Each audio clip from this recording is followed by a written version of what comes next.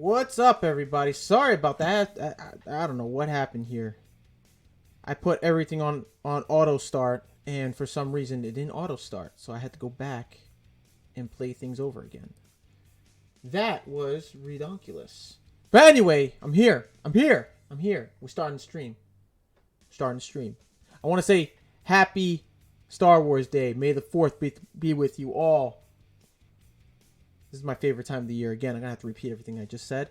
It's my favorite time of the year. I love Star Wars. Some of you may not know, I do love Star Wars. I'm a freaking Star Wars fanatic at most. So, I know most of you be like, oh no, he's a dork. He's a dweeb. I don't care. I love it. I love Star Wars. I live and breathe Star Wars. And this is my favorite holiday of all holidays. Maybe next to Christmas will have to be my second most favorite holiday. But other than that, I'm going to run the intro before we get started. Enjoy.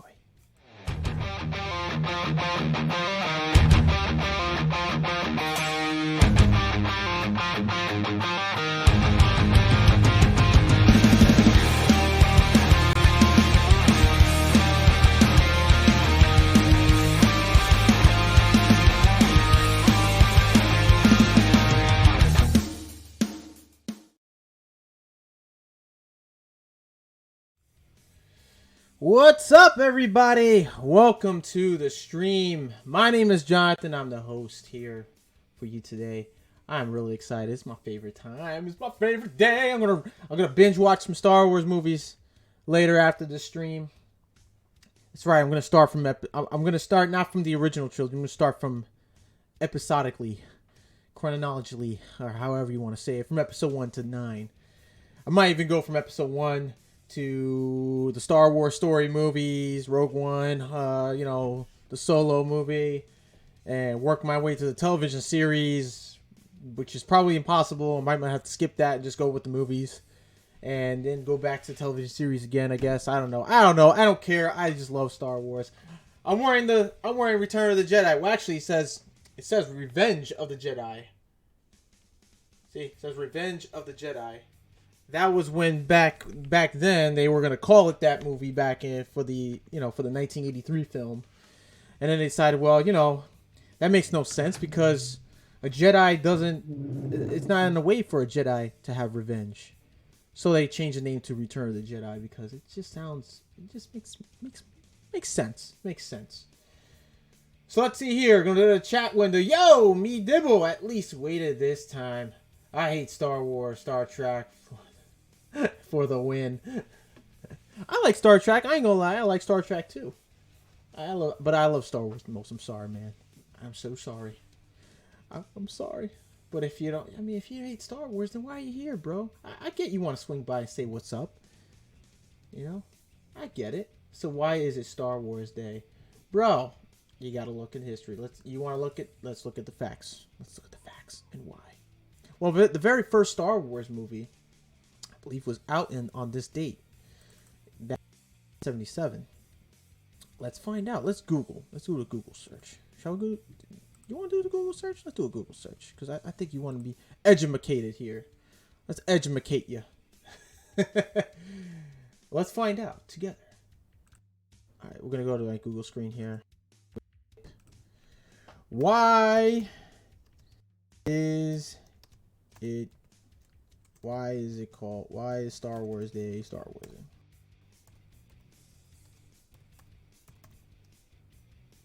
Let's see. They called Star Wars Day is celebrated on May 4th. Here we go, right here. Look at that. Star Wars Day, May 4th, celebrates George Lucas' Star Wars media franchise. Observance of the commemorative day spread quickly through media and grassroots celebrations. The date was chosen for the pun on the catchphrase "May the Force be with you." Oh, there we go. Look at that. As May the 4th be with you. Look at that. Makes sense. Almost sounds the same. Fourth. Observed by Star Wars fans. Significant celebrating Star Wars. Date May 4th. Geek Pride Day. Related to Geek Pride Day. Look at that. And there you go. That's why it's called that. It just closely resembles the word. Which makes sense. Oh, sorry. It makes sense. And everybody's celebrating, hopefully. I'm pretty sure a lot of Star Wars fans are celebrating it. Oh, let me open that window again. There we go. There we go. So, we're gonna look a little bit of history here. The first Star Wars film that was out. Let's take a look at Star Wars movies. So, those of you who may not know, the very first Star Wars movie was released back in 1977. It was called just Star Wars at the time. It didn't have the episodic title until after Empire Strikes Back. They supposedly re-released the first Star Wars movie with saying Episode 4, A New Hope, instead of just saying Star Wars and then not a subtitle after. So, because after they decided to make it a sequel, and George Lucas had all the 6 movies already written, but didn't go with Episode 1 because basically he didn't have the technology back then that we have now to do Episode 1 to 3. So he skipped that and went to 4, 5, and 6, and then went back to Episode 1, 2, and 3 in the late 90s, starting with Episode 1, The Phantom Menace, which was released in 1999. Let's see. Star Wars film Wikipedia. A New Hope. Let's see. Yeah, man, I love the series. I'm sorry. I'm so upsetting people. I don't mean to. You Star Trek fans. You Trekkie fans. I'm just kidding with you. Me Devil Says So. Why is it called Star Wars Day? December 27, 1977. A New Hope was New Hope release day. I was 7 and saw it then. Nice. Look at that. You got some history back there. Actually, the release date was May 25th, 1977 in the U.S. Trending. Directed by George Lucas, and the initial DVD release was September 21st, 2004. Movie grossed about $775.5 million, and the budget was $11 million. So they made a crackload of money with this movie. Audience rating summary still ranks at 4.5 stars. So till this day,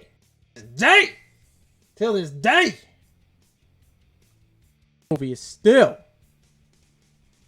4.5, still rates 4.5 stars.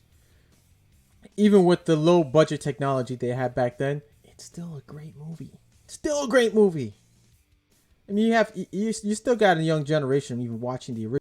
I mean, obviously you have parents, people my age now who never got to see it back then because we didn't exist. And when I first saw this movie, I'm gonna see how I first started watching this movie. I first saw the movie back in 1995.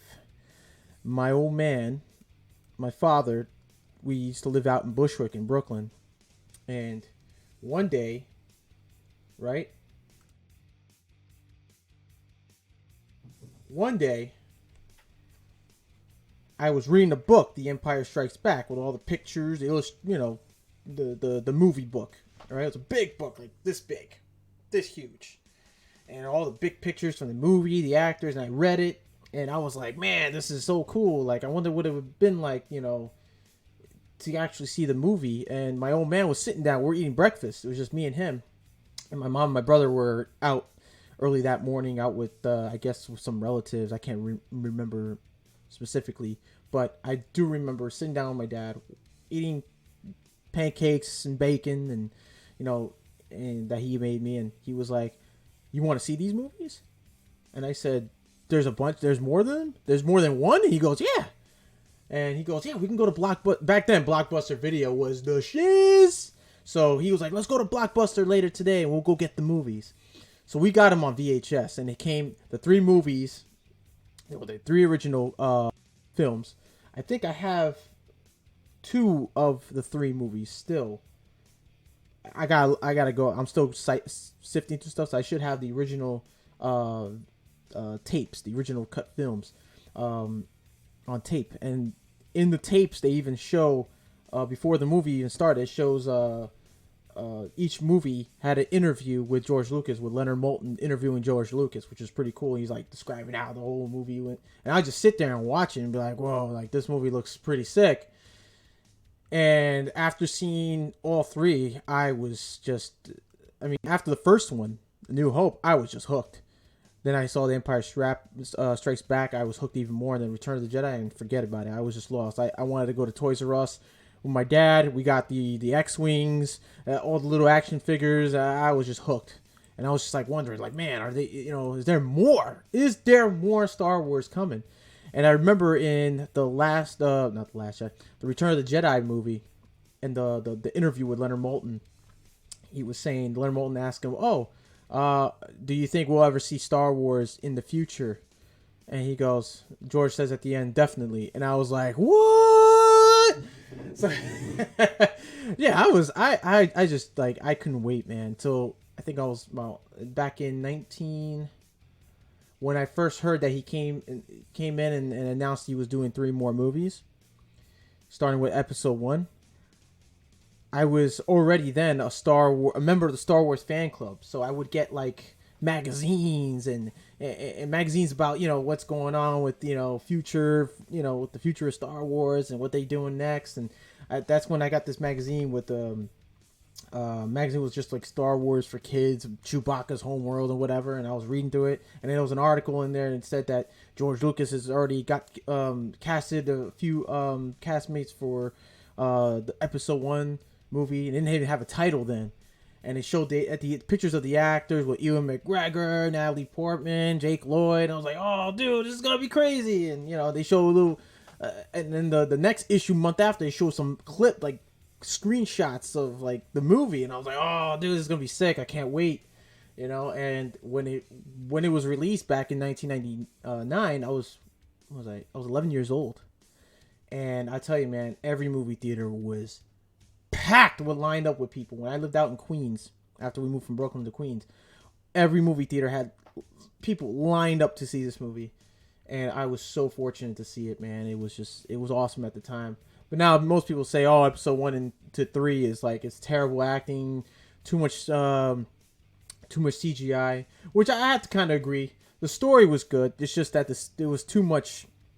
It was a little bit too much CGI that George Lucas kind of like threw in. But other than that, it was a great. Oh, what did I just do there? Did I just touch something on the screen? That was weird. I don't know what I just did there. Huh. That was odd. Okay. So yeah, back to it. Yeah, it was awesome. When Episode 1 came out, I was excited for Episode 2. Episode 2 came out when I was in junior high school. I was 14. I went with me and my best friend. My mom took me and my best friend to go see it. It was awesome. We thought it was great. And then Episode 3, it was 2005, so I was 17, and I still went to see it. Like, all my friends were making fun of me in high school. Oh, you're such a geek. You're such a dork. Oh, you like Star Wars. Ah. I didn't care. I loved it, man. I loved it. And then after that, when they announced they were doing Force Awakens, I was in my 20s, man. I was still stoked. I was like, oh man, I can't wait. Saw the trailer, was freaking almost caught a heart attack. So yeah, man, that's my history. That's my history of how I got introduced to Star Wars. My old man introduced me to it. Really, I read the books. I read only one of the books, but he introduced me to the movies itself. And till this day, I want to say till this day, I'm just so grateful, man. I'm a huge fan. I mean, I got all my collectibles and memorabilia behind me. You see right here the originals, one of the artistic drawings of Star Wars, A New Hope, and then over here is just a sketch of the Millennium Falcon with the Rebel Alliance symbol and the quote that Princess Leia says to Han, "You came in that thing, you're braver than I thought," quote. It's awesome. I mean, yeah, it really, this franchise really did change my life, man.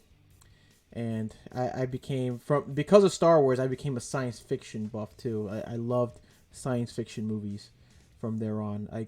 And any movie that was coming out resembled closely to Star Wars, which really didn't, but very few did.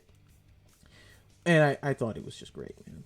I mean, that's how I got so sucked into science fiction and fantasy and stuff like that. It really drew an impact in my life.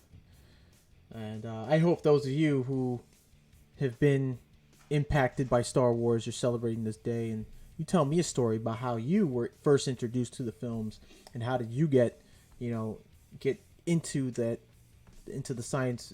How you got into science fiction. Let me go back here to Chaz. Me Dibble's the only one. Oh, Makita, what's up, Makita? Makita's here. Makita. What's that? It says Makita says hi. Me Dibble is not really a hate that I hate. It's just they are flogging a dead horse. By the way, I may use British slang, but no, I get your slang, brother.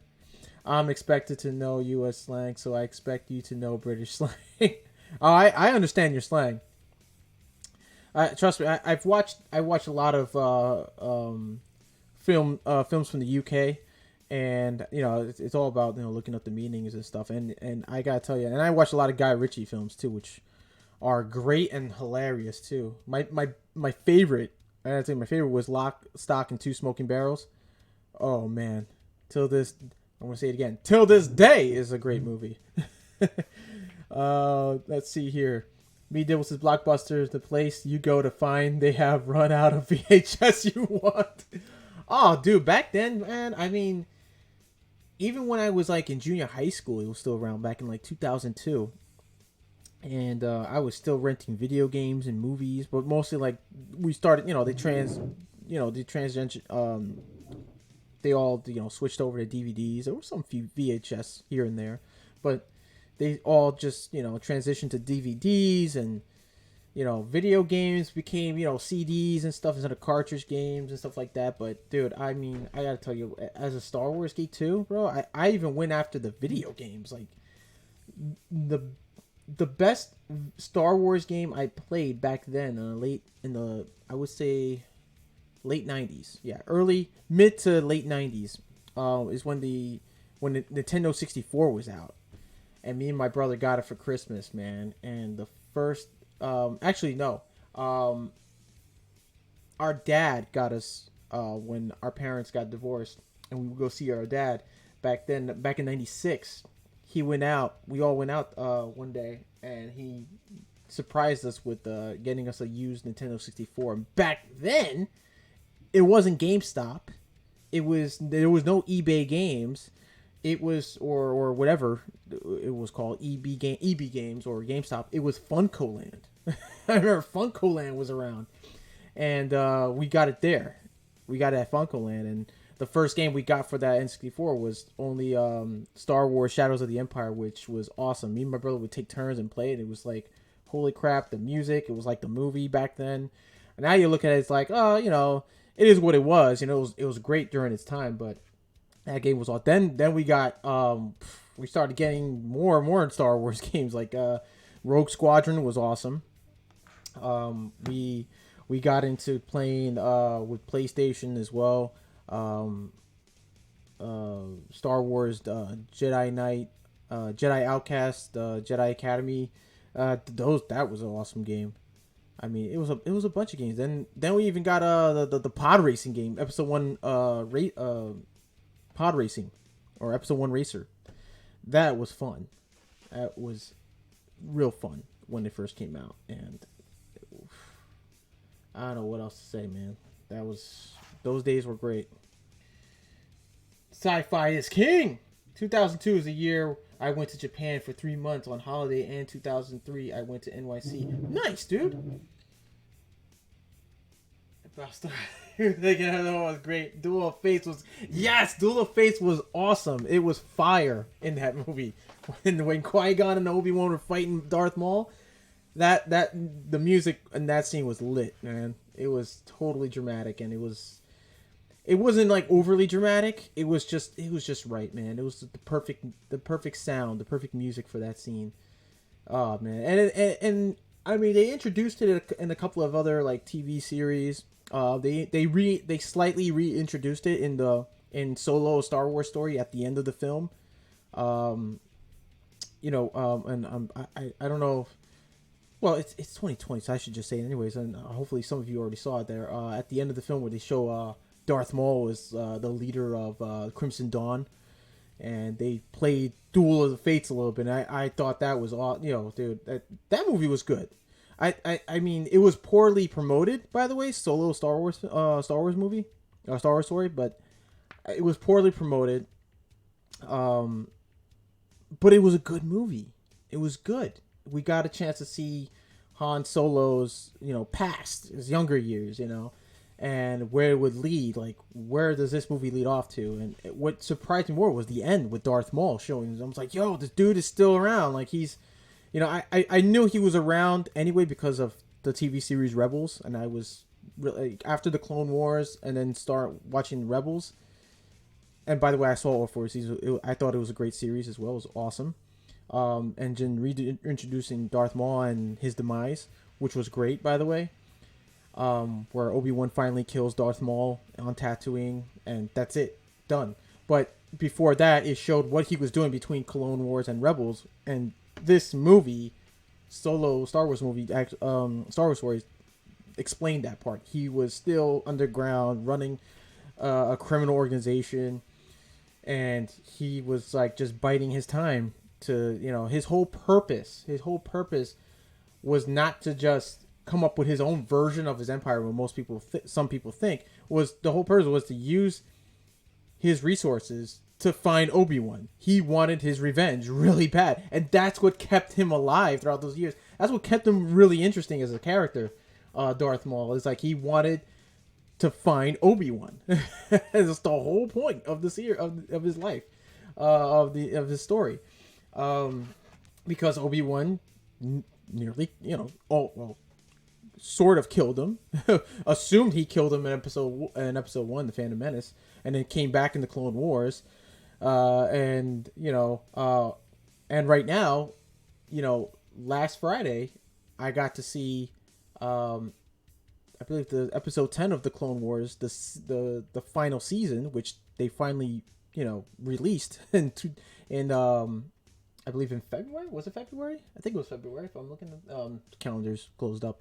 But yeah, I was really hyped when they brought back the final season, the Siege of Mandalore and all that, and the events leading up to episode 3, and what happened with like Ahsoka, and how did she find and capture Maul and stuff like that. Everybody wanted to know, like, what she only partially explained it in Rebels, and they only showed sketch concepts and some raw footage of this final season, which they never got released back in after the Clone Wars finished. I think back in 2013, if I'm not mistaken. And then they finally decided, hey, let's bring back the Clone Wars and just bring back the final season, season 7, where it was supposed to finish. Season, was it season 7 or season 6? I get a little confused too, and I'm still watching it. Let's see here. But anyways, it explains like how Maul escapes and it leaves off when he escapes his capture with the Republic, and then from there they don't really say much what happens there, because I guess they're saving that for, that's gonna be like the last episode this coming Friday for the final season of the Clone Wars, where they'll probably explain what Darth Maul did, where did he go, how was he planning his revenge. What's great was that they even showed. Hold on, let me go back here for a second. Not seen Solo. Oh, I'm so sorry, dude. I ranted. I'm so sorry. You got to go watch it then. I'm sorry. I did kind of slightly warn that. Oh, I'm sorry if not, some of you didn't watch it. I mean, it's 2000. That was 2018. I mean, I would probably assume some people have already, maybe most people already saw it, but sorry, I didn't mean to spoil it for you. But anyway, yeah, just they did show. Whoa, what is that? What did I just do there? Huh, that was weird. Okay, wait. Okay, I don't know what just happened there on my other screen, but anyway, back to it. Yeah, that, I mean, I can't wait to see what's gonna happen in the next episode. I'm hoping actually if they are going to do a sequel for because there's rumors going around saying that they're gonna do a sequel for Star Wars Rebels and find out what happened to this guy at the end of season 4, to Ezra. So that'll be interesting to watch. And then there was rumors also. I think that there was confirmed rumors. Let's see here. That Rosario Dawson's going to be in season 2 of The Mandalorian, and she's going to be playing Ahsoka Tano, which I think that's pretty cool.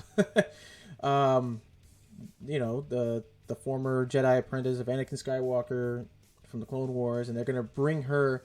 They're bringing Rosario Dawson to play her. They're going to put the makeup on her and stuff. She's actually going to be in a live action TV series, which is going to be great. I can't wait for to see that happen. So let's see. Mandalorian.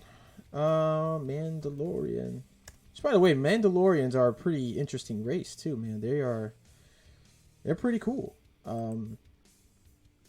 Let's see here. Mandalorian season 2 release date. Baby Yoda. So yeah, they're talking about how Dave Filoni talks season 2 and live action Ahsoka Tano exclusive. Dave Filoni interviewed about Clone Wars finale and Mandalorian season 2. A lot of headlines here for it. Season 3 is in the works, apparently. That was released in April 21st, 2020. Alright, gone through 2-3 props while shooting season 2. Alrighty, let's see. Release date for The Mandalorian season 2, which, by the way, that's another favorite of mine now, which I love watching.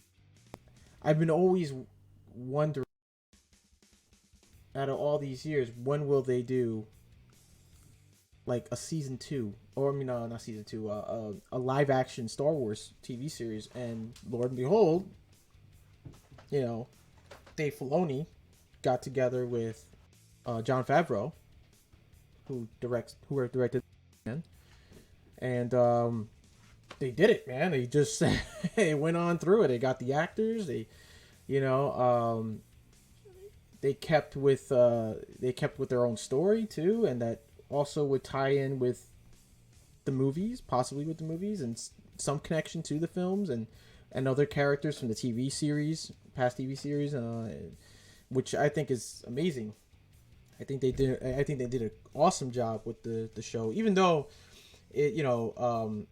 some criticize that the show is too short. It's only a half hour long.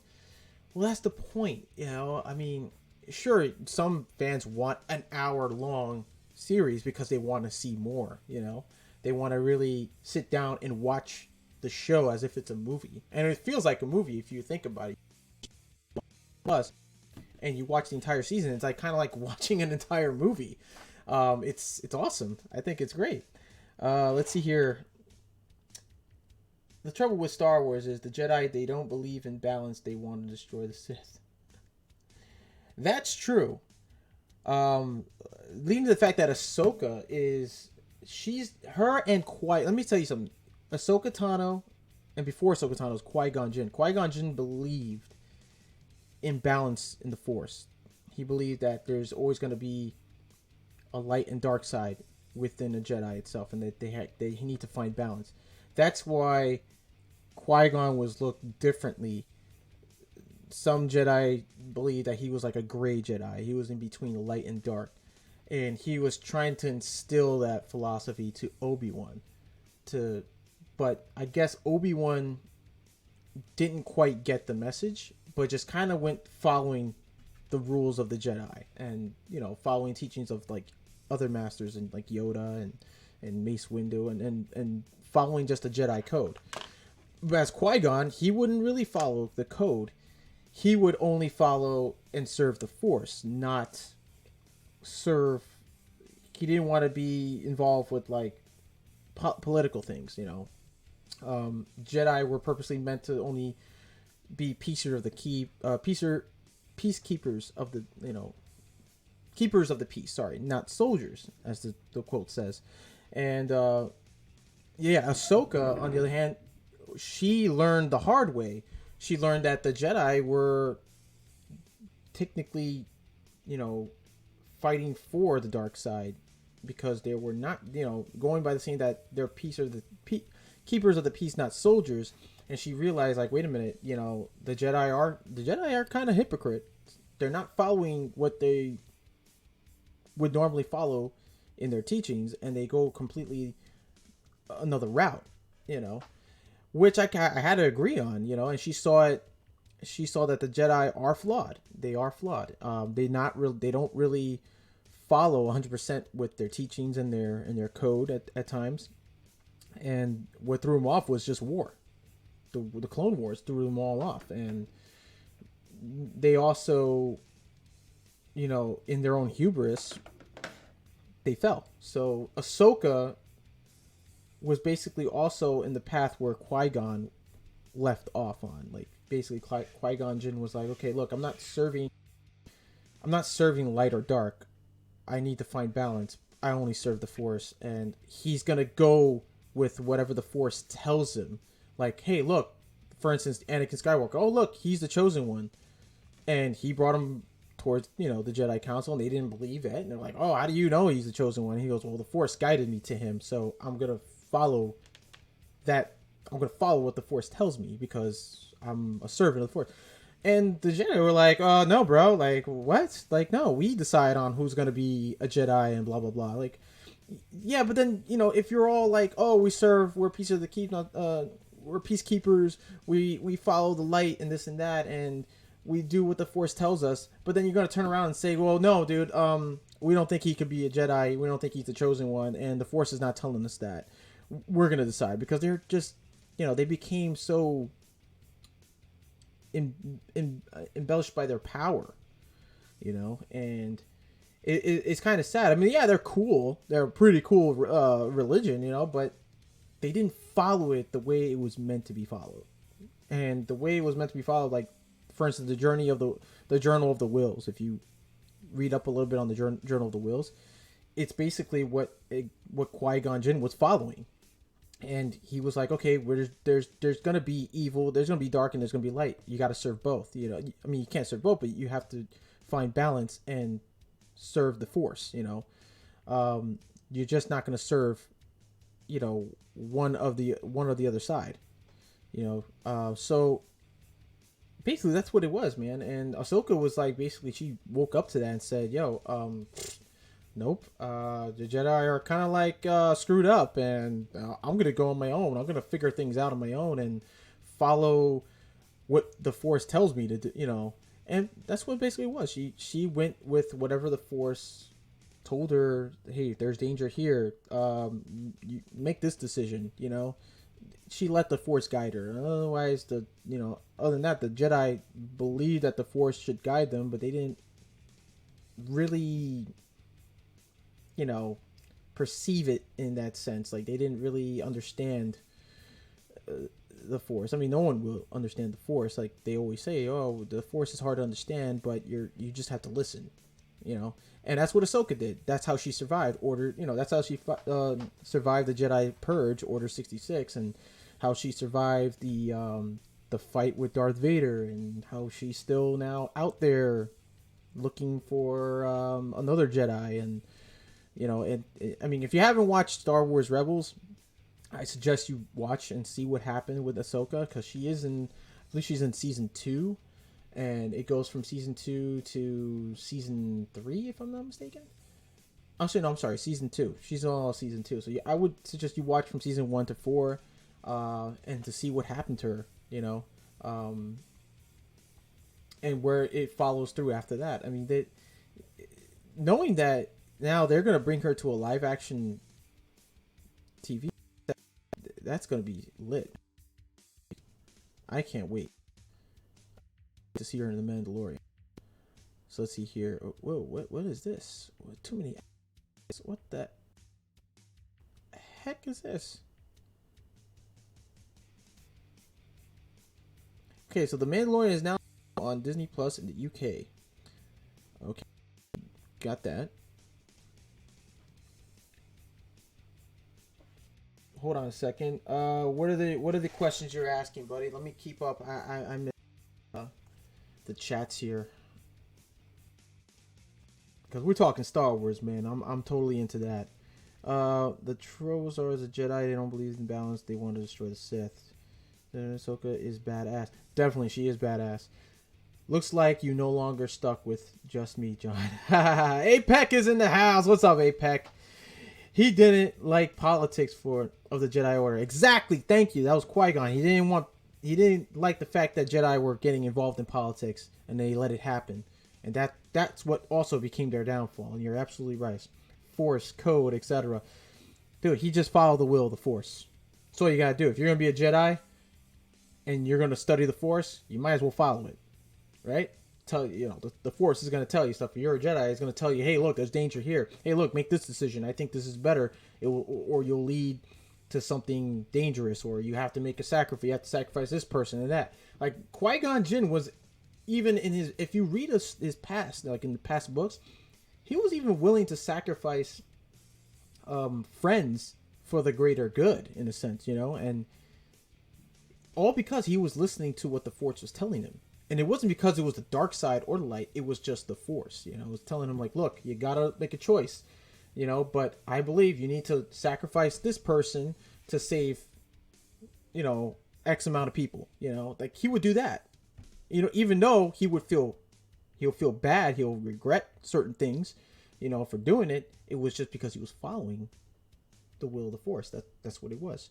Because if he ever changed it or alternate anything to that, it would have consequences on other people. It will affect others, around him. Let's see. The Jedi Council sound like the Chinese and choosing the next day. Basically, the Jedi were modeled after the samurai. The samurai, basically. Yeah, like the hierarchy of their government. That's what George Lucas was pointing towards what the Jedi were in relation to. They were related to the samurai, where they didn't have an army. They had basically like the Jedi. They had like 200 or 1,000 Jedi, where the Japanese, the samurai served the Emperor, much like how the Jedi served the Republic. That's what basically was about. They didn't use guns or conventional weapons. They used lightsabers because it was more of a civilized weapon at the time. They've always used it for thousands of years. And samurai never used guns. They never used cannons. They used swords, shields, bow and arrows. Primitive weapons. Civilized weapons to them. So he modeled them after the samurai, which I think that was a good idea. That was pretty creative. So let's see here. Also, why her sabers are white? Her sabers are white because when she lost her lightsabers fighting Darth Maul during the Siege of Mandalore. Well, she didn't really lose him. Apparently, if you read the book Ahsoka, she was battling Darth Maul, and during Order 66, her and Captain Rex, the clone Captain Rex, they had to fake their own deaths. So Rex dropped his blasters and his armor. Ahsoka had to leave behind her lightsabers to look like they both killed each other or died, or they both disintegrated, except their weapons. So they had to leave all that behind and split off in different directions and say, hey, you go this way, I go that way. We can't see each other for the next, I don't know, X amount of years until things cool down. And they had to go into hiding.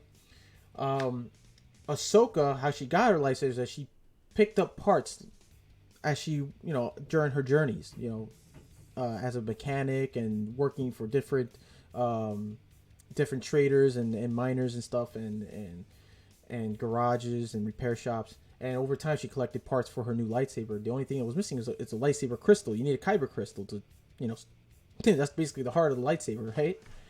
So what happened was she encountered an Inquisitor. She encountered an Inquisitor that was hunting her down because she found out that she was a Jedi, once was a Jedi. So she defeated the Inquisitor. The Inquisitor got killed. She killed the Inquisitor out of self-defense, obviously, to stay alive.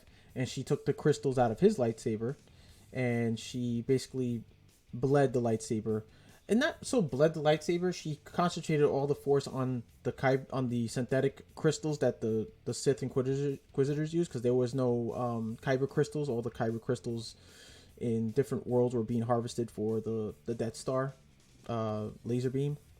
So there was very little kyber crystals, and when she tried to go back to Ilum was being harvested for the kyber crystals. So she couldn't go there because the Empire took over Ilum. They found out about Ilum. They were harvesting kyber crystals. So she turned around. She got caught with caught in the fight with the Inquisitor, killed him, took his crystals, and she basically used the Force and bled out the crystals, and the crystals turned. Basically, how the same way Darth Vader constructed his lightsaber. He killed a Jedi. He hunted down a Jedi Master, took his green lightsaber, and bled it. Basically, if you read the comics, you'll if you go back online and look at the comics, how Darth Vader created his lightsaber. He used another Jedi Master's green lightsaber temporarily until he bled out the crystal and turned red, and then he constructed his own lightsaber. So there's a lot of backstory to every, a lot of story behind all these characters, what they were doing between the Clone Wars, and the Galactic Civil War, between Episode 3 and Episode 4. And it's really interesting, too. Let's see, Mida will never heard of Star Wars Rebels. Check out Star Wars Rebels on Disney Plus. It's on. They only did 4 seasons. It ended in 2014, if I'm not mistaken. Season 4. It ended really well, too. I loved it. Loved the story. Awesome. It stars also one of a popular actor in there. It's Freddie Prinze Jr. plays one of the Jedi in hiding. That goes by the name of Kanan Jarrus, which is formerly known as Caleb Doom. He was a Jedi Padawan that lost his master during the Order 66, and he went into hiding and basically changed his name from Caleb Doom to Kanan Jarrus, so he won't be found by the Empire. Let's see here. Jedi have them, not blue, green, as usual. Yeah, it turned white because of her. I guess some would say because of her, of how she basically sees the Force.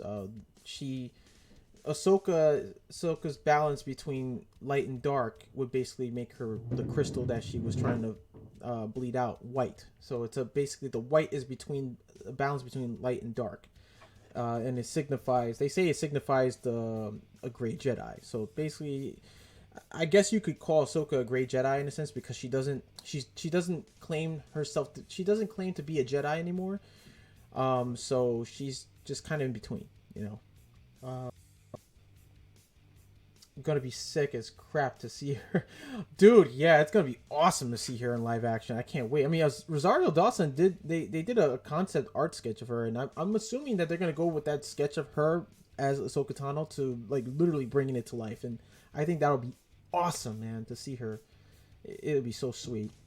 That was the purple saber too. Now the purple saber, that Mace Windu used. Basically, it was purple lightsabers were used by dark side users, but very very few dark side users or Sith. For Mace, he would use he uses a different fighting technique called Vapad, and it's only used by darksiders. But he was the only Jedi Master that was able to use Vapad. I mean, I'm pretty sure there's another one out there that also used the fighting technique Vapad. And basically what Vapad is that you channel all the dark side energy to do a bunch of crazy destructive moves. And Mace Windu was known for that. He would just push armies back and just fight a bunch of droid armies by himself. He was like a one-man Jedi army, and he used the technique Vapad. He will just all the dark side force that's in him, but he learned how to control it, and that was, I think Mace Windu was a really cool, but he was very stern and a strict Jedi Master. He knew how to control his emotions and everything, and how to use the dark side to his own, basically to his own uses, but not use it towards evil. He would just use it for good, which was very some say it's very unheard of in the series. Like, oh, it's unheard of. Like, why would he do that? You know, wouldn't that make him move more towards the dark side? Not necessarily. As long as you know he mastered Vapad, he mastered controlling his emotions. So he was pretty much what they would say like Yoda, a pure light side Jedi. But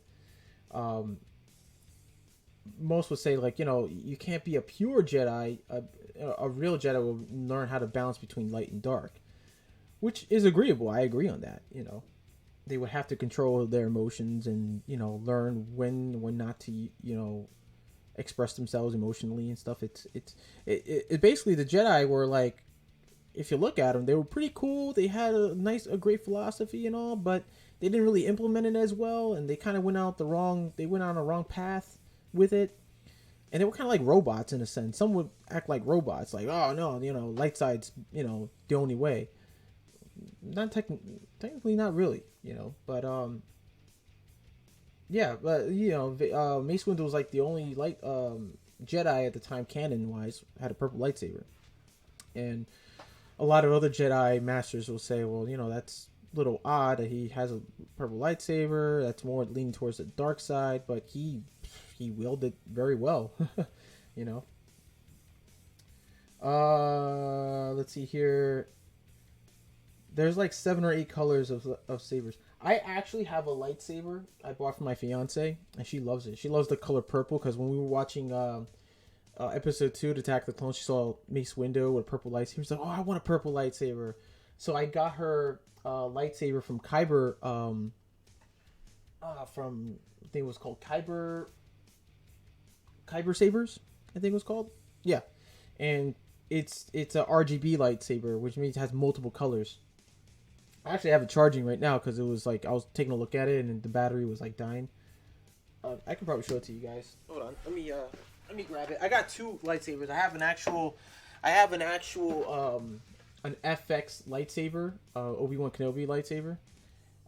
And I have a Kyber Saber lightsaber, which I bought on Amazon for like, I think it was at the time $75, $75.99. Now they're going for like 120 or $170 now. Let me show you guys real quick. Okay, so this here lightsaber is actually made for fighting because this polymer or carbon, I can't remember what type of material it is, but it's basically you can fight with this, and it's removable, so you can like use it for like cosplay and stuff. So I'm you know, put this bandage. It comes with this little black bandage grip. You can have the option not putting it around, but I made it just to kind of, you know, stand out, and it's pretty cool. Like, you know, right now this is like a sky blue. The sound effect is cool too. Now I can change colors of it. Turns to regular dark blue. Multiple colors. Yeah, I got a little light pink. Or pink. Whoops, that was the volume. Then you got a little teal. And then you got the white, like Ahsoka uses. You know, and I like how it, you know, it makes great sound effects too. And you got the clash mode as well. So if you're clashing, you know, it'll like flash. You know, let's see, 1, 2, 3, and you got the purple lightsaber, which that she likes the most. You can even set the sound effects on this thing, different sound effects. So you got a beige lightsaber.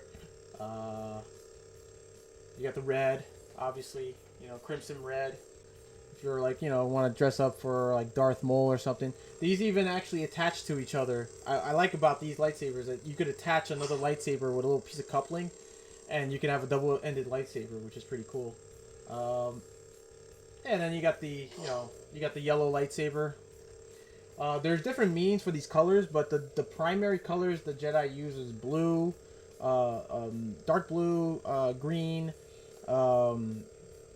purple, and yellow, and then very few crimson red. But the colors signify like the type of Jedi you are, the rank at times as well. Look, they even got one of Ahsoka's color lightsabers, like a lime green, because she carries a green in the Clone Wars series. She carries a green lightsaber and a lime green. I don't know how the color is looking on your guys' end right now. It's probably like really white, so you can't really tell. There you go. There's the regular green, and then the sky blue. I kind of like the light sky blue. It looks pretty legit. It's got a great. It's very bright too. So, and this thing pulsates like it's a real lightsaber. Like in most movies, you'll see the lightsabers kind of pulsate. It has that feature. And you can even change the sound effect to it by holding down the button for a few seconds, or if you feel like, you know, it vibrates. It makes like these little pulsating vibrations, telling you like how many pulses you'll get until you reach that certain setting, and then you can set it. Like for instance, there's the clash mode. You can turn that off after 2 pulses. After 3 pulses, if you hold it down for 3 pulses, you'll feel 3 vibrations. You can change color. I think let me see, 1, 2, 3, 4. You can change the volume. 2, 3, 4. 1, 2, 3, 4. And then if you want to turn it off, you just hold it down.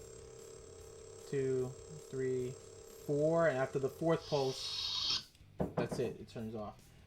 You can even change the sound effect of how the lightsaber turns on and off by hitting this button. I think twice. Wait, you get 2 pulses. I think. Let me see. 1, 2. There you go. And then it'll make a different. It'll ignite with a different sound. Hold on. There we go. And just as you move it, makes the sound effects. You could even like have a steady beam by just tapping once. It makes that sound effect of a blaster. Another one, you want to dim it down, and then you can have it slowly pulsate, like a little pulsating like this. You can do that by tapping the button and make it flash, like blink, and then pull it back to regular pulsation. You know, it's pretty cool. But this thing lasts for about 8 hours. The battery lasts for 8 hours, and it comes with a charging cord. You can remove the blade too. There's like these little Allen key sets. It comes with an Allen key, so you can take off the blade and just kind of wear it for like, you know, like a Halloween costume accessory and stuff. It's pretty cool. I like it. I like it a lot. Let's plug it back in. All right, so. And then, it wasn't supposed to fall. And then, let me show you guys real quick. Okay, and then I got Obi-Wan's lightsaber. Now this one, you can't remove the blade because it's fixed to it. This is actually designed for like display. I mean, you could, you know, turn it on. Like I could turn it off for you right here. And actually, if you move it, the movement of it is on point. So, and then you can also tap and mix the sound effect. It's not, the blade is not really designed for hardcore fighting because there's like little LEDs. I mean, if you can see, if I turn it off, you'll see it kind of like retract. That's pretty cool. And they turn it back on. It's pretty cool, and it's pretty bright. You know, not too bad. But not meant for fighting. Maybe light fighting, but not heavy duty fighting like the one I have here, the multicolor one. That one is designed for like really good fight, like hardcore fighting. But other than that, this is pretty cool. I mean, it's not exactly the actual movie replica, but it's close enough because, you know, this part right here is usually like really thin.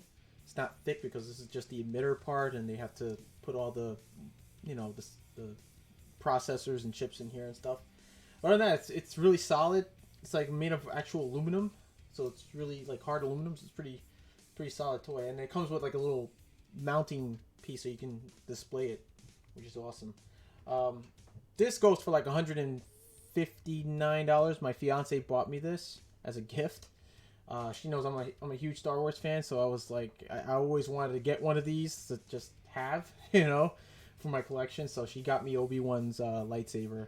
I wanted to get all their lightsabers, Darth Vader. I wanted to get the Luke Skywalker and Anakin Skywalker's lightsaber, but it's very rare to find and target because this is all they had. This and I believe Darth Vader's lightsaber and Kylo Ren's as well.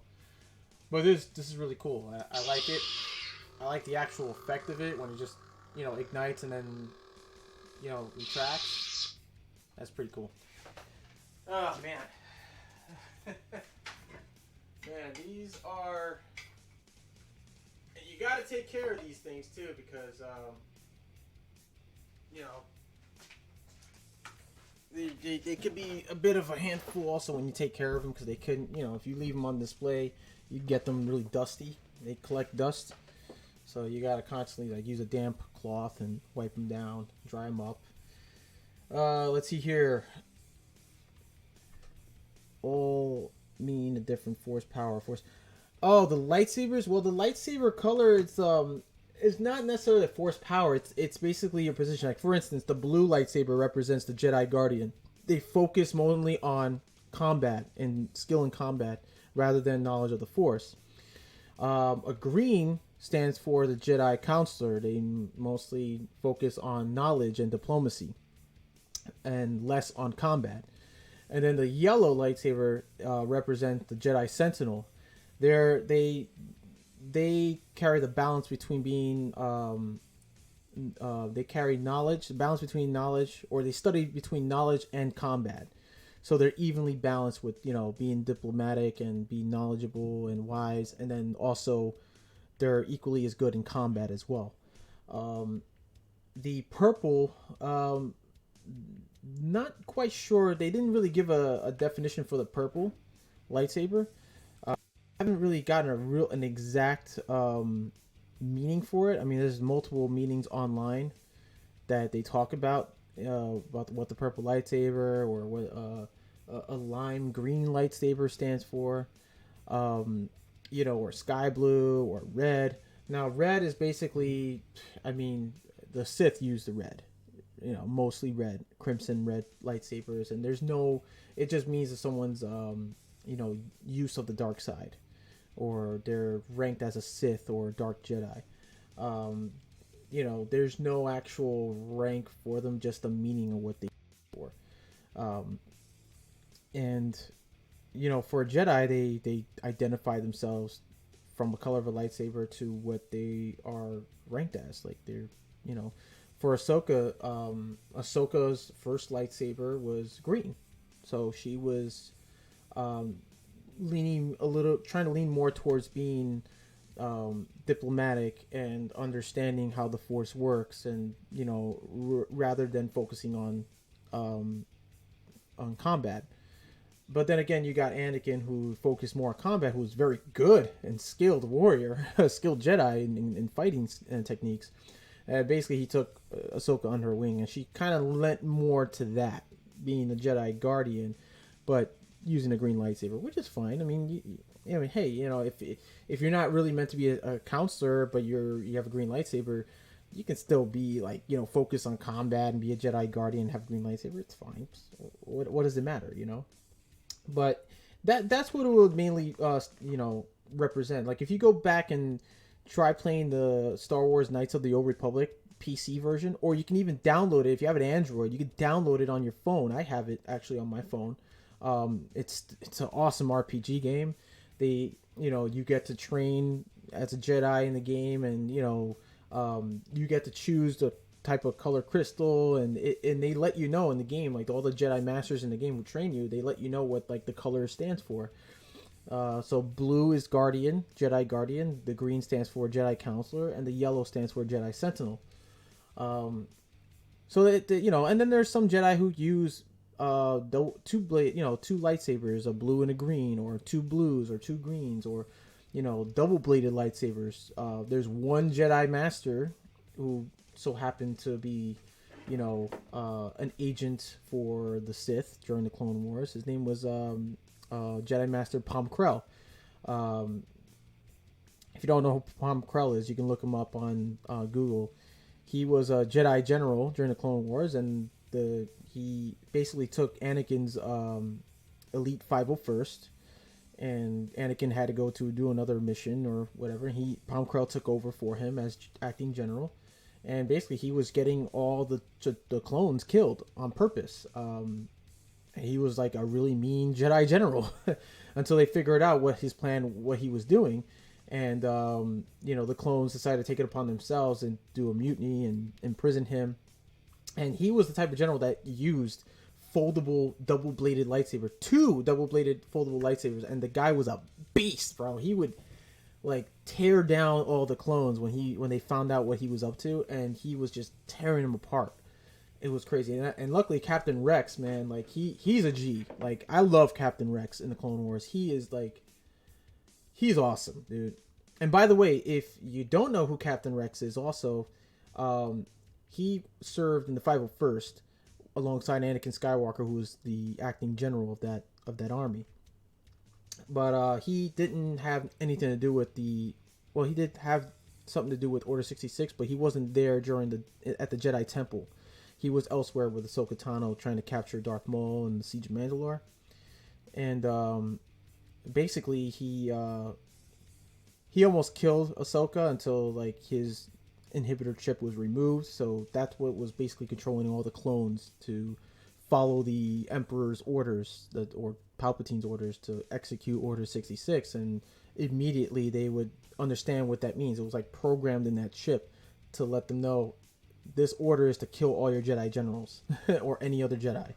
And that's what they did. And that was the huge plot of the Sith, man. That was pretty ingenious, but jeez, man, it's pretty sad, But yeah, Captain Rex was also, they confirmed that in Return of the Jedi, you ever notice when Han Solo taps a soldier of the stormtrooper, the scout trooper that's standing guard, and he goes, hey, and he just runs after Han, and then all of a sudden, like around the corner, there's like a bunch of rebels pointing their guns at him. He's like, ah, crap, man.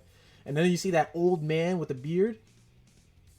They confirmed actually that now that's officially Captain Rex, because Rex, as a clone, he's aging, so he's still fighting with the rebels. And they confirmed that old man in that scene, who happens to have a beard and wearing rebel clothing, commando clothes, that's Captain Rex, which was awesome. I like the fact that they said, like Rex has a beard in the TV series and in Rebels. Why not make this guy? Okay, we'll say that they're both the same person. Which makes sense. Captain Rex is getting old. He's an old clone trooper along with Wolf and Gregor.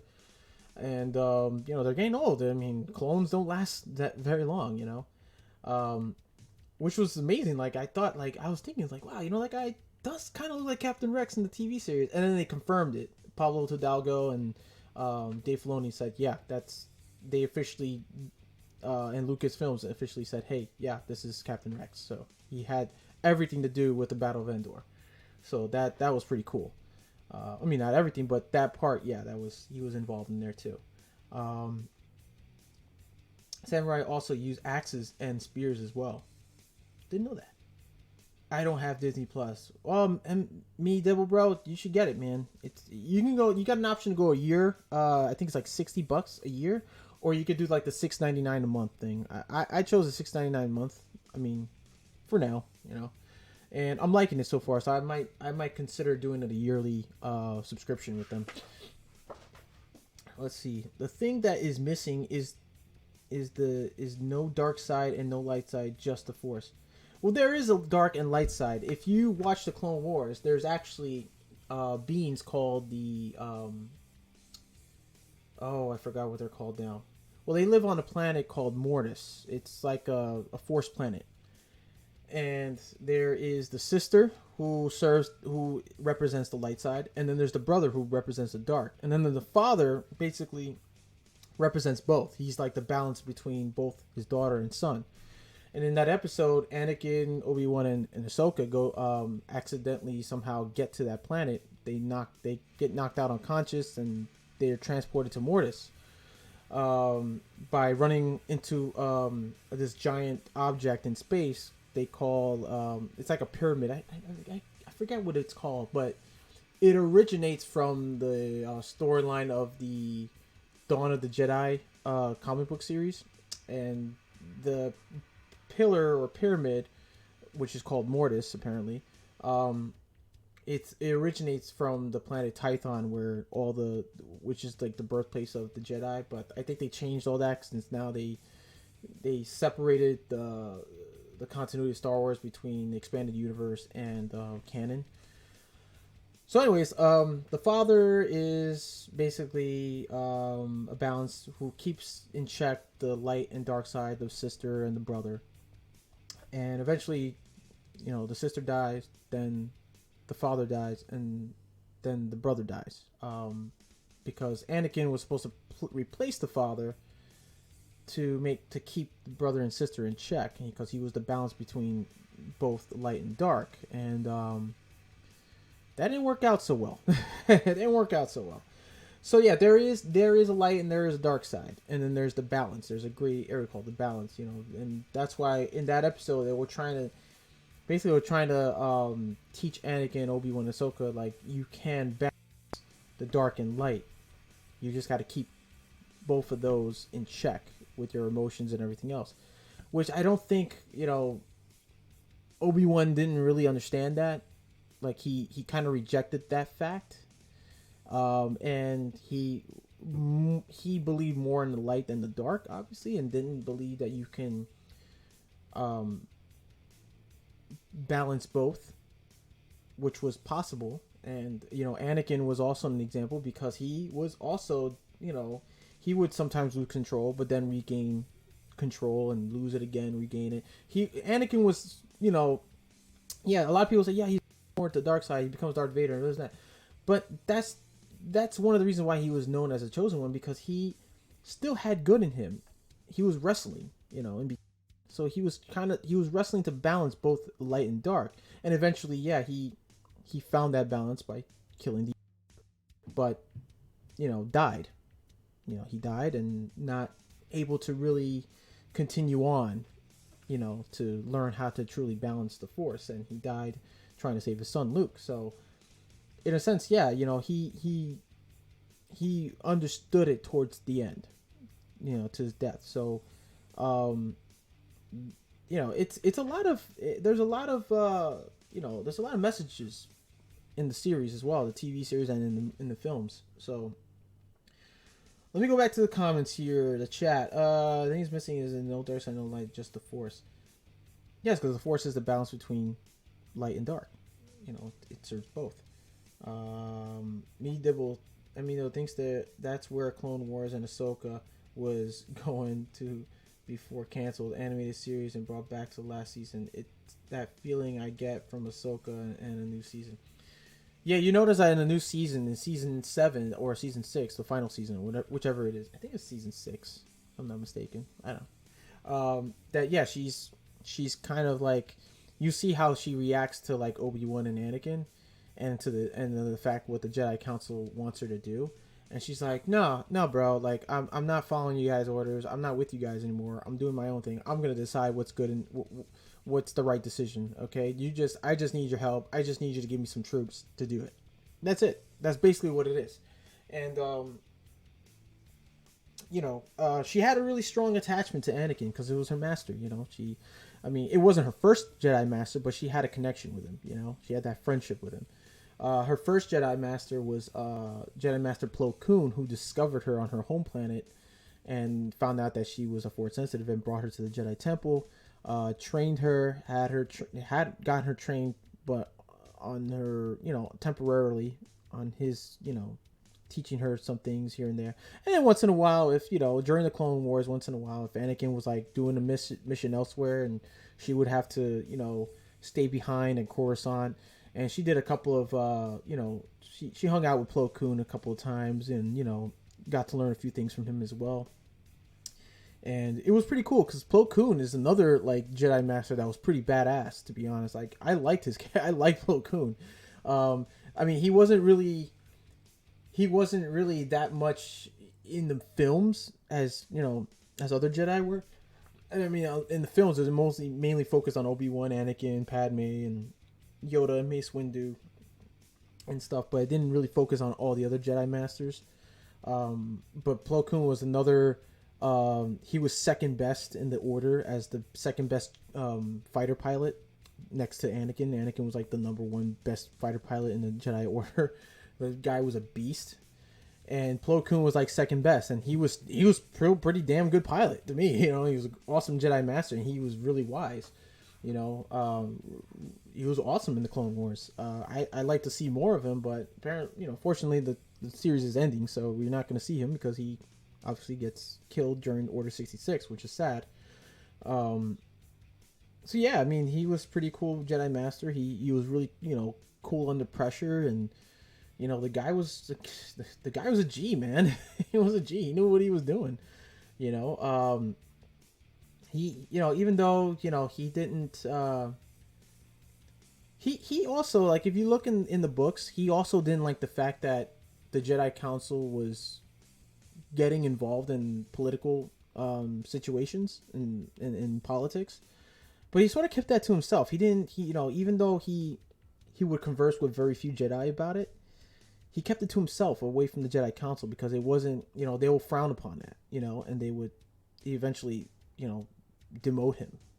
You know, you'll still be a Jedi Master, but not part of the Jedi Council anymore. He won't be a member of the Jedi Council. He'd just be a Jedi Master, training other, you know, Jedis, Padawans, and so forth.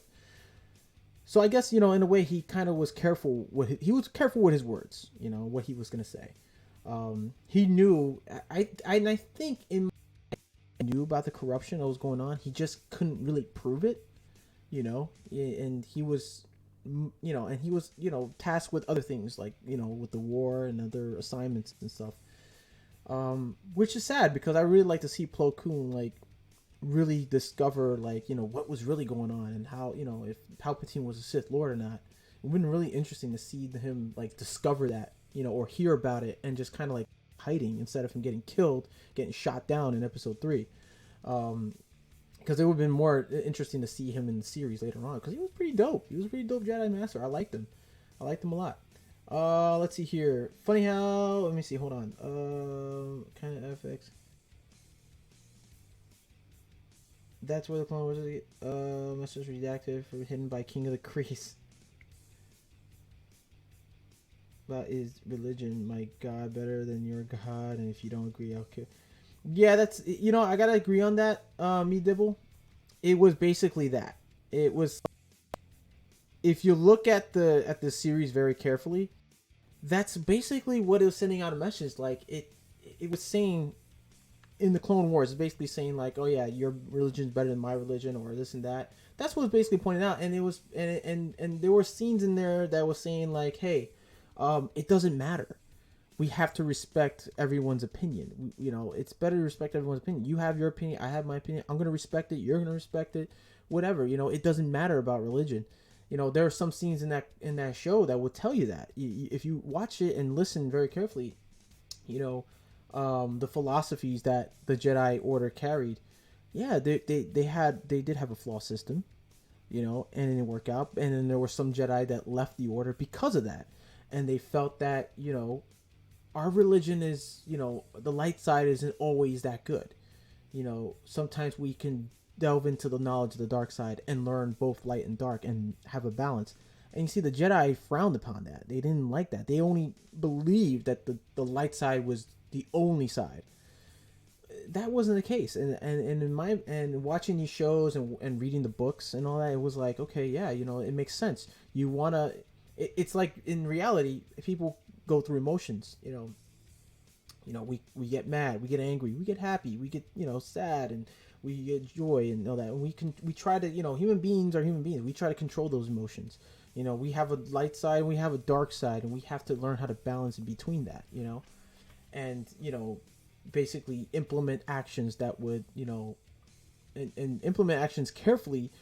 That way we don't suffer repercussions or consequences, and we have to, you know, and whatever mistakes we make, we learn from those mistakes and not to do it, you know. And that's what basically the show, the series was telling us, you know, and it was telling little kids as they're watching, like, look, there's a bad and good side in each and every one of us. There's not always going to be a good side, you know. There's, you know, it's basically telling us that in religion, there's there's multiple religions that follow different rules and regulations and different codes. Not all religions are the same, and we have to learn to basically accept and understand and respect one another for it.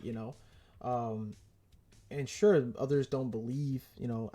I for one, I'm not gonna talk about too much religion, but it's basically that's what it's trying to teach younger generation of kids, that hey, you need to like learn, understand how religion could be a factor to war, or it could be a good or a bad thing, or it could be that you may have a friend who's like Jewish and a friend who's Christian, and they don't agree their religious ideologies and stuff, and you kind of have to like be in between and say, hey, listen, I'm gonna respect both of your religions.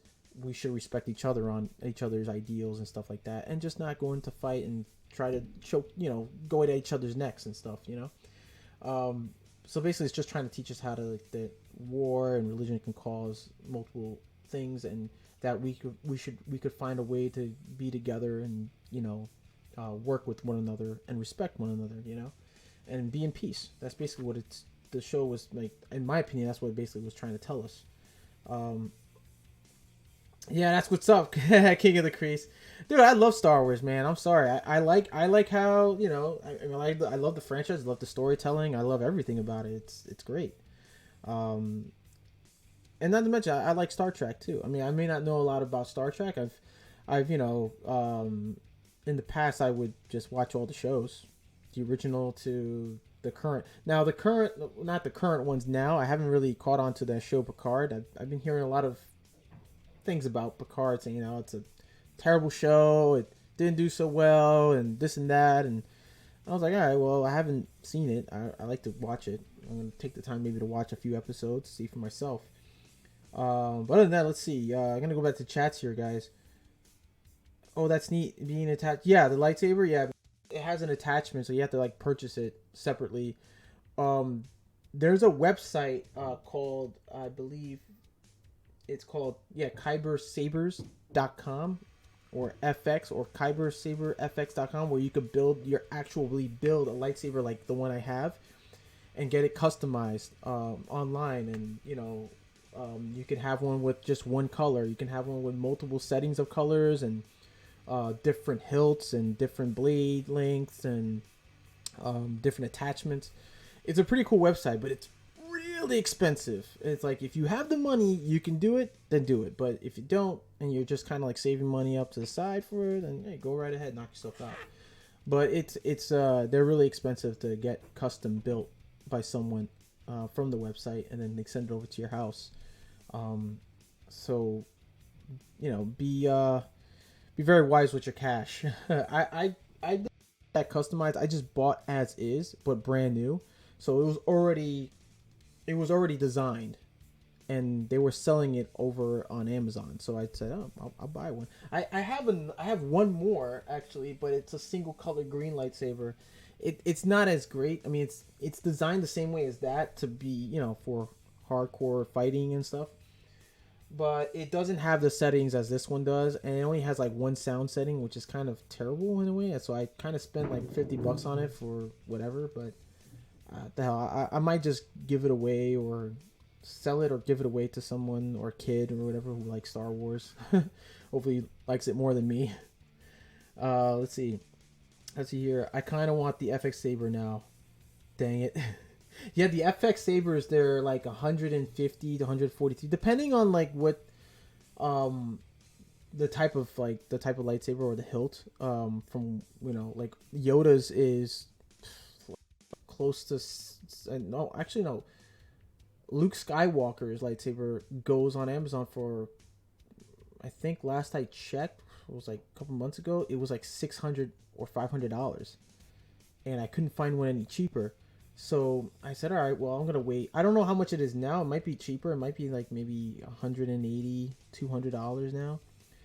Darth Vader's, I think, goes for like $143. Kylo Ren goes for like $119 to $140, somewhere between that range. And in Mace Windu's is like the same price, $150, $160. Yoda's is a little bit more expensive. a little, possibly a little over 200. I haven't really checked on Amazon as I normally do, or eBay. So if you want to check, you can check it out yourself.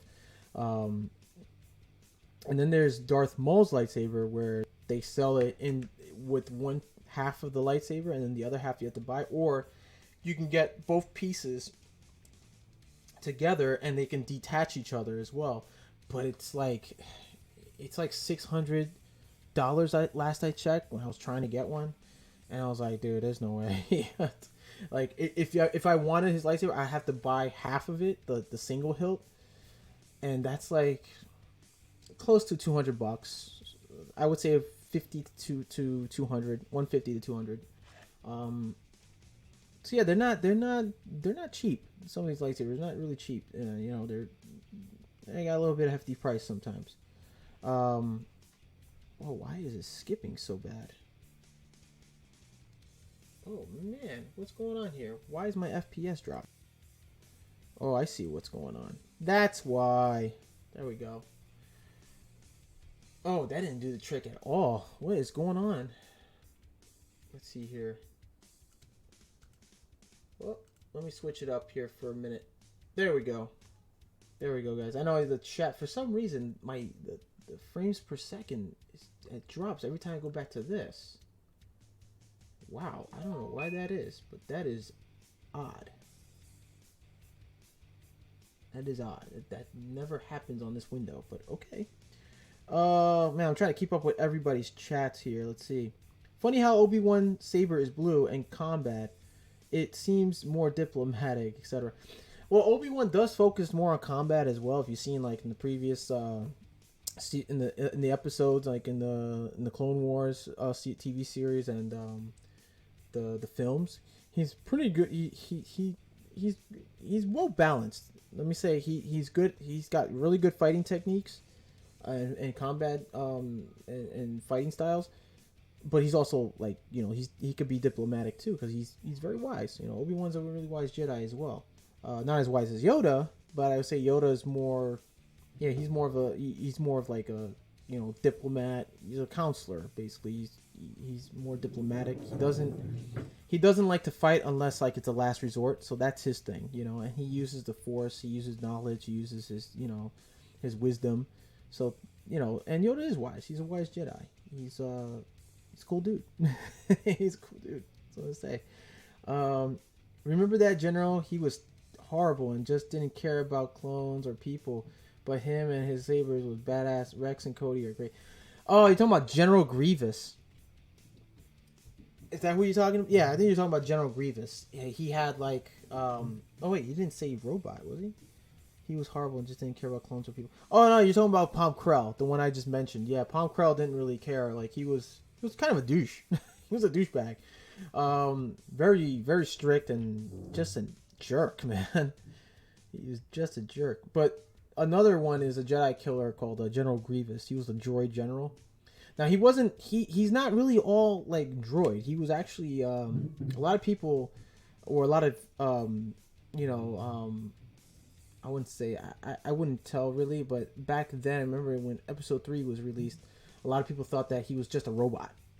And then when they saw that how Obi-Wan opened his innards and he had like a heart and lungs and stuff, they were like, "Oh, dude, like that's disgusting." Like, so he's not a droid. He has to use like human parts or whatever. I'm like, no.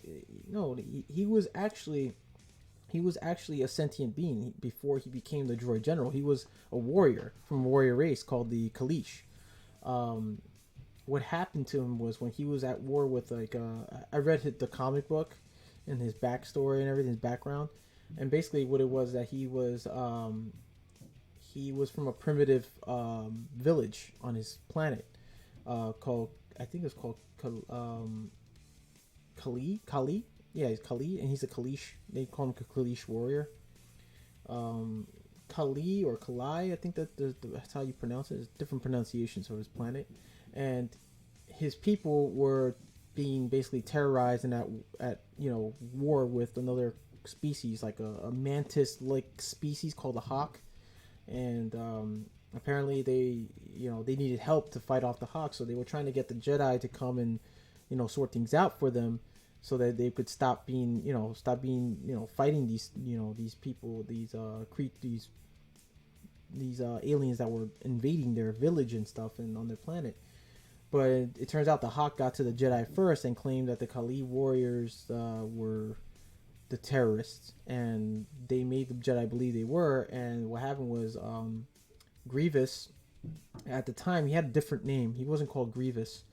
How he got that name was when, after he found out that the Hawk got the Jedi to, wipe them out and fight them and fend them off. Basically, the Jedi were coerced. They were coerced to fight for the Hawk and defend their people, which wasn't so, because the Hawk were the ones that were basically terrorizing Grievous's people. And pretty much they basically coerced the Jedi. They made them believe that they were the invaders, and the Jedi basically tried to be diplomatic about it, and the Kali were telling them no, and I guess something went down where the Jedi had to, they destroyed, and fought their people and killed a lot of their own, the Kali people. So Grievous became nearly one of the casualties. But he got messed up so bad, like his body, everything, his entire body was just mangled, to the point where like Count Dooku came and found him and coerced him to join his separatist movement. And he apparently tried to use another Jedi Knight's blood to transfer into him, and hope that maybe if he transferred the blood of a Jedi into Grievous to save his life, he would be Force sensitive, which apparently didn't happen. And Grievous was that's how he grew hatred for the Jedi, because they came and killed his people, and not knowing that the Hawk were the actual true invaders. And he was really upset about it, and he decided to follow Dooku, and Dooku trained him as a Jedi, like to fight like a Jedi, and taught him how to use lightsabers and fight with lightsabers and stuff. And that's how he first started. That's how he was trained to use lightsabers, as a droid general. His body parts, in its entire body, was so mangled they replaced it with cybernetics and stuff, and he was more droid than flesh. So yeah, he had a pretty terrible life. I mean, the guy was good. He had a wife, he had kids and everything, and he lost them because the Jedi apparently killed him. But all that was orchestrated behind the scenes of all that was going on was actually orchestrated by Count Dooku, convincing the Hawk that the Kali, to tell the Jedi that the Kali people were the invaders and not the ones defending. So yeah, man, there's a lot of bad history with the Jedi too. They didn't really quite get two sides of the story. They only went with one side, and they did their thing, and apparently they created a monster.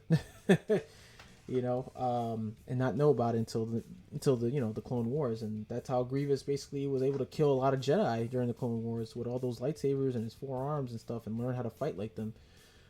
Even though he wasn't a Force sensitive, he wasn't a Jedi or a Sith. He was a commander. He was a general of the droid army, against the Republic. So yeah, but he was a cool character, man. The dude was just vicious. He didn't care. Let's see here. Never knew about the old guy and being Rex. That's cool to learn. Yeah, it was pretty cool to learn about that, man. I looked into it. I saw a couple of YouTube creators who were like dead on Star Wars fans, and they explained it. And I kind of wanted to get confirmation, so I went on like the websites and stuff, and different websites, and I went on the actual Star Wars websites and learned to find out. Lord behold, it was confirmed that the old guy in Return of the Jedi, the old rebel trooper, was actually confirmed to be Captain Rex, the clone trooper. And I was like, oh, that's dope. Okay, cool. Let's see here. I want CBS All Access and watch my Star Trek. Now NBC releasing Peacock streaming on July 15, 2020. More streaming services and more prices. Yeah, wow. I mean, streaming services are basically taking over, man. They're basically, I have a feeling that all these stream services are just gonna totally wipe out cable. People are just gonna mostly they're gonna forget about cable TV. They're just gonna go with apps. They're gonna go buy like an Android box or an iPod or iPhone or Apple box for the TV, and watch Netflix and whatever. You know, that's gonna be the new cable television. It's gonna in the next like maybe 10, maybe 5 to 10 years, cable TV is gonna be no more. There's not. It's just gonna be fiber optic on internet, and that's all you need. It's all you need because that's what I don't have cable TV. I use like Hulu, Netflix, Disney Plus, all these streaming services we're gonna be basically be using. That's gonna be the new cable TV. You know. Yeah, I hate when they changed the Star Wars canon, but got I got used to it. Just opened the universe up way more. Yeah, I mean, listen, they are without a doubt, and you've seen it in some movies and TV series. They are bringing back certain characters from the expanded universe into canon, or they call expanded universe legends. Now they're calling it legends, not expanded universe. They legends and canon. So they're bringing some characters from legends into canon. Um, for instance, IG-88's background story was in I think it was part of the Clone Wars, and into no, it wasn't in Rebels. Actually, his background was he was shown in I think in the Clone Wars one or two episodes. They even showed who was that other character they brought from Legends? Grand Admiral Thrawn. Grand Admiral Thrawn wasn't he wasn't considered canon at the time. They pushed him as a Legends character. So, but then they in Star Wars Rebels they decided let's bring a character from Legends into canon, and they brought Grand Admiral Thrawn, who was a he was the non-human, like higher than anyone in the military, and he was a cold, calculated, very smart strategist. Man, the guy was a genius when it came to like combat and and battlegrounds and stuff. The guy was awesome, and I loved this character. I still do. I love Grand Admiral Thrawn. He was awesome in the books, in the Heir to the Empire. I mean, the guy was he was a gangster, man. The guy was just smart till the very end, and I like how they ended Rebels with him. They ended it very differently than in the books or in the comics. And I believe that he might be brought back. He might just come back. Hold on, let me just switch this over, guys. The stream is slowing down. The FPM. Oh my goodness, all that noise. So, let's see here. Going back to, I hate when they change the Star Wars. Good and evil is only a perception. Your good is someone else's evil. Pretty good perception right there, buddy. Plo Koon, spelling wrong. I know. He's a pretty cool character. Yeah, he is, dude. I love Plo Koon. He was awesome. So King of the Crease. The chat is slowing to let John catch up. KleinGuy Jon is a Jedi Master, says the King of the Crease. Am I? I don't know. I don't know about that. I just like, I like Star Wars so much. I just read it. It's interesting to even read about like all the expanded universes and all the side stories of different characters. It brings everything together in movies and in series, and it kind of explains like for instance like what happened in between. People always want to know what happened to Obi-Wan during the events of between episode 3 and 4. Now they're gonna do a TV series with Ewan McGregor returning as Obi-Wan, and the TV series about him or what he was up to during those events. And I think that's pretty awesome. I can't wait for that to be released. I mean, even though there is some, they pushed it back. They pushed back the dates for the release, and there's a holdup on the scripts and stuff like that, and all the COVID, this pandemic that's happening. I mean, yeah, why not? I mean, that'd be pretty dope just to see him come back as Obi-Wan Kenobi and just do a series about what he was up to, and I think that's pretty cool because you only read it in books about what he was doing during his time in exile on Tatooine and how he was looking after Luke, and you don't only read it in books or see it in comic books, but people want to see the real thing. Like what exactly? Like we want to see details. We want to see people want to see how he felt, like what he was going through, and it's interesting to see that. Let's see here, and it's basically like, even after, what was it, like episode 2, what was going on between episode 2 and 3 during the Clone Wars, and they did at first they did a cartoon animation, and then they decided, well, that was the animation was too short, and they were kind of rushing it because episode 3 was coming out, and they just wanted like all the recognition for the cartoon series, and then they decided to do a CG animated series version, which was even better. By the way, I'm gonna exclude Clone Wars cartoon series because that, it was okay, but the Clone Wars TV series now was just more interesting, and it just brought even more additional characters and their backstories and who they were, and a lot of people like didn't know, like very few people who didn't watch the Clone Wars, they would say like, wait a minute, Anakin Skywalker had an apprentice? Since when? Like, okay, in between episode 2 and 3 during the Clone Wars, he did have an apprentice. He had his very own apprentice, and he was a Jedi Master at the time. It was just, it wasn't mentioned in the films because Anakin was, they were focusing on Anakin Skywalker and what he was doing. They wanted to tell a story about how he was just basically transitioning from being a Jedi Knight to Darth Vader, and they were showing what was happening at the end of the Clone Wars and what he was going through. So they didn't really focus on much of his apprentice or anything like that, because that part was left out because he was just focusing on how he became Darth Vader. Let's see here. So it's always interesting to see things like that. Like, wow, like this character existed, or this character was sort of like brought into the story just for like a few minutes, maybe a few seconds, and now we see, oh look, this is how they looked back then. This is what they're doing in the movies and the new series and stuff, and it kind of brings it together. Like for instance, in the Caleb Doom, also known as Kanan Jarrus, the Jedi that was hiding during, Order 66 and was also in Rebels. He was featured in the series in the new episodes for season 7, where they show him with his Jedi Master during a meeting with Ahsoka and Anakin and Obi-Wan or whatever, and they show him with his Jedi Master, and then only for like about a few seconds, and he was young, he was a little kid, and that was it. And it just sort of explained like, oh, okay, yeah, there he is with his Jedi Master. He was fighting in the Clone Wars, but he was a Padawan. He was still learning, and and unfortunately, he went through the purge. He had to go into hiding. The clones killed his master, and he had to run away. He became a drunk, a smuggler, a gambler, and then went back to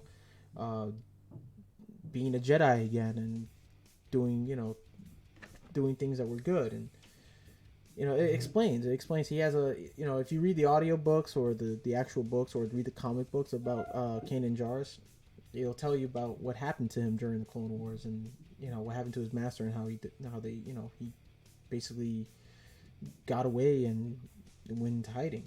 So let's see. So that's why General Grievous is more droid than human, because he got messed up during that battle. He was an alien.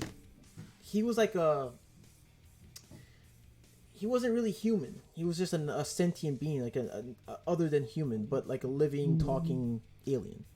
And yeah, that's basically what happened to him. He, the Jedi nearly killed him and killed his family and his people, because the Jedi thought that they were the hostile ones. They weren't able to negotiate any peace treaty, because the Hawk convinced the Jedi that's who they were.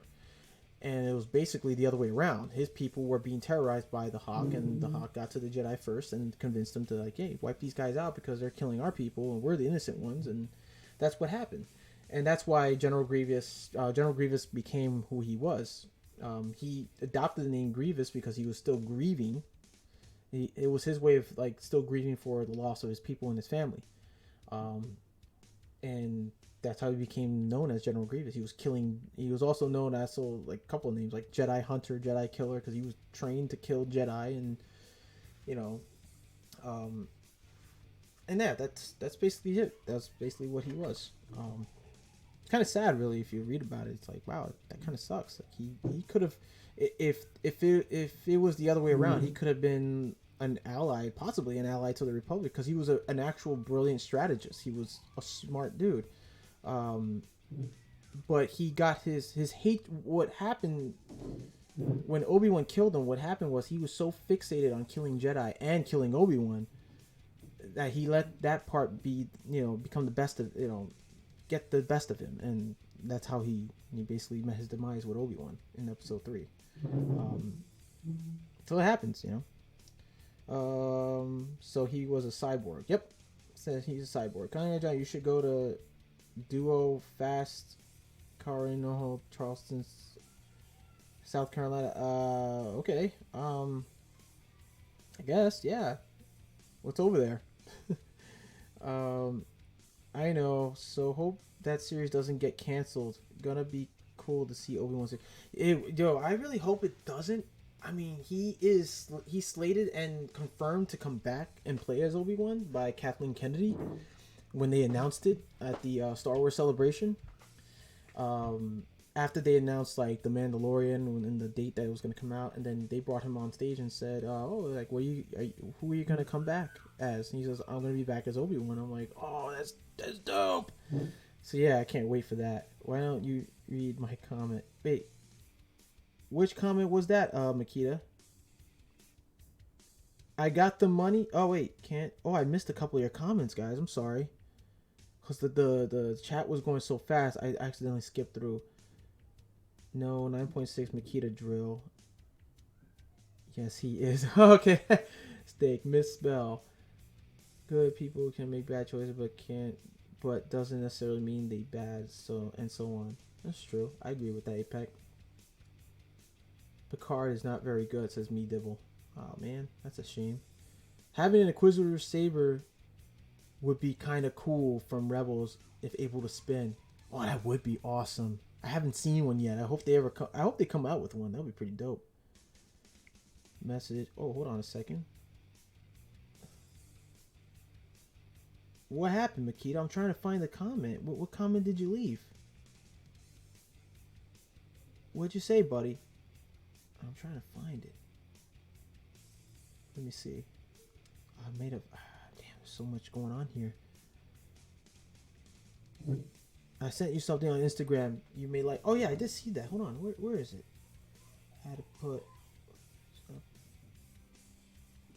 Come tomorrow. They lied and said they tried to deliver. Oh, son of a brick. Something to look at. What's this? What are you trying to show me here, buddy? Oh, yeah. I've seen this before. Yeah, about the Darth Vader looking like one of the samurai. Yeah, you didn't know about Star Wars and Japan. Yeah, they based it off the Samurai Warriors and stuff. Like Ralph McQuarrie based it off of that to design Darth Vader.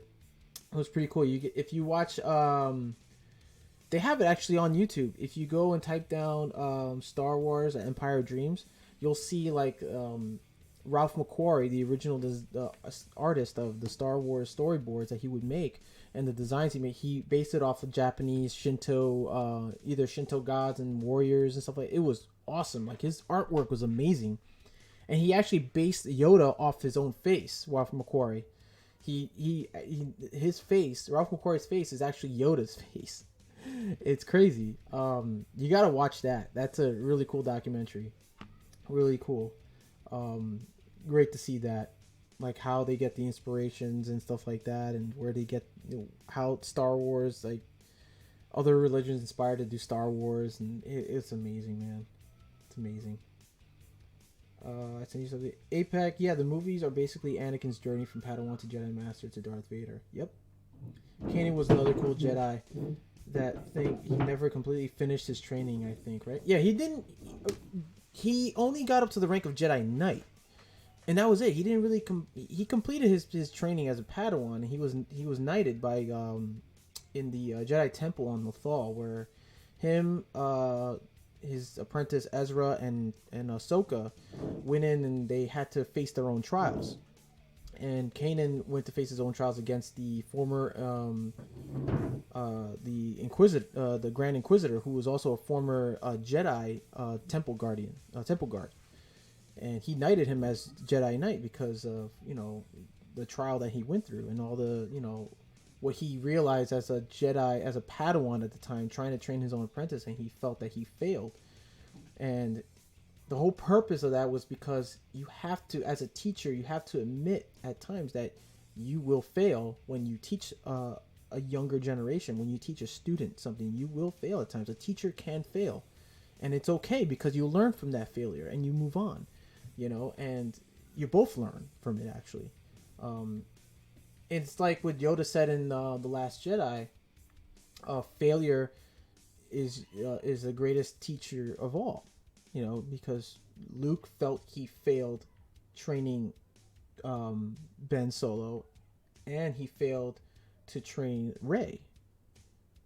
But that wasn't the case. Yoda told him, like, look, forget about the old ways. Sure, like, we you have to learn from our mistakes. That's, and as a teacher, you will fail. You will fail to teach a student at times. And that's okay because you can still, it doesn't mean you can give up. You still can teach them. You teach them through your own failures, and you learn from it. That's basically what he's saying. And that's the greatest teacher of all, failure. So Kanan didn't really fail his training. He actually completed his training as a Padawan. As a Jedi Knight, on the other hand, he didn't complete his training as a Jedi Knight. As a Padawan, yes, he became a Knight, and the guy, he went about learning through the Force in his own way, and he learned a lot. But he learned also that he would have to sacrifice himself soon for the good of many, and that's what he did. He sacrificed himself to save others, which was like very courageous thing, and he became basically, he died, and he became one with the Force in his own right. And he did have a kid. He had a kid with Hera. I had a funny feeling that him and Hera had a thing going on. There was like sexual tension going on with them. And I was like, the way they talk to each other in the series is like, okay, love, all right, mom, okay, dad. And I'm like, oh, the kids are doing this. I'm like, are they like together? Because I from season 1 all the way to season 4, and when they finally like made out, I was like, I freaking knew it, man. I knew they had something, and it was there, and it ended great though. That series, it ended really good. It was a very good series. I liked it a lot. It told a very, very good story. Other than Luke and Leia, which they were, Leia was also featured. Lando was also featured in the series. He was in a couple of episodes. Grand Admiral Thrawn. I think that was an awesome addition from season 3 to 4. That they put at Grand Admiral Thrawn in the series. I mean, it was awesome. I gotta say, it was awesome. It may not be. A lot of people say it's not a lot of people. I shouldn't say a lot of people because I wouldn't really know. I mean, maybe some people may think that it's not as good as Clone Wars. I think in its own right it is, and it told a story. It really did tell a story. Other than like heroes like Luke, Leia, Han, Chewie. It told stories from other people who are fighting the Empire, and I think that's awesome. Like for instance, Rogue One. Rogue One didn't have Jedi in it. It was the first film to not have a Jedi in the movie, and I think that was awesome. I was like, well, okay, yeah, let's take a break. Let's not have always a Jedi in every movie who's going to be the hero. Let's have ordinary people fighting the Empire who are heroes themselves. And it was awesome. It worked. Rogue One was like it became huge, and it was interesting to even see like how did they get the planets of the Death Star? Here you go, boom, we dropped it on you. There's a story, plot, story, game, set, match. That's it, done. Solo was also a good one too. I liked Solo, a Star Wars story. It's just that it just wasn't market wise. It wasn't promoted. It wasn't promoted as they thought it would, and it didn't get a lot of attention like commercially. But if you go to but when I went to see it, I thought it was good. I thought it was pretty good. It told the story behind a legendary smuggler slash general slash scoundrel. Man, I mean, what greater story would you rather have? It was awesome. I thought it was great, but and I'm and it's sad it didn't do that well in the box office because it didn't get the attention commercially, the attention it deserved in the commercial base, But hey, it is what it is. It happens. And I'm pretty sure that they learned the mistake of not, broadening it up. Like they didn't really expand. I felt that they didn't really put it out there as much on televisions, like TV spots and such. They didn't promote it as they would have with Rogue One and the other Star Wars films. It was just poorly promoted, in other words. And but it was a good movie. It was really good. Take the time to go see Solo, a Star Wars story, and you'll understand what I'm talking about. Let's see here. Yeah, the movies are basically Anakin's. Okay, we read that. Well, I gotta go. GTA 5 time. Nice! Grand Theft Auto 5! That's what's up, dude. Go play that game. Okay, thanks. Get I. At KleinGuy Jon, back to movies and books. Wasn't Ben Solo in the books? Actually, Luke and Mara Skywalker's son's name. No, actually, I think you got that wrong, bro. Technically, if you go back and read the Legends book, I actually have one of the books here. It's by Troy Denning. It's Star by Star, Star Wars: The New Jedi Order. This book is awesome. It's about the war against Yuuzhan Vong. Now, personally, in my opinion, I would have thought that when they said they were going to do new Star Wars movies, I thought they were going to bring the Yuuzhan Vong involved. Now, that's a freaking enemy right there. Those are like crazy fanatical enemies, bro. They're just in the book. If you read the books, the comic books, I have comic books about them too, and how they like nearly destroyed the New Republic and all that, and they fought back, and Luke and his nephews and his son. It was just phenomenal, man. And it's just a shame they never made it canon because it would have made a good movie.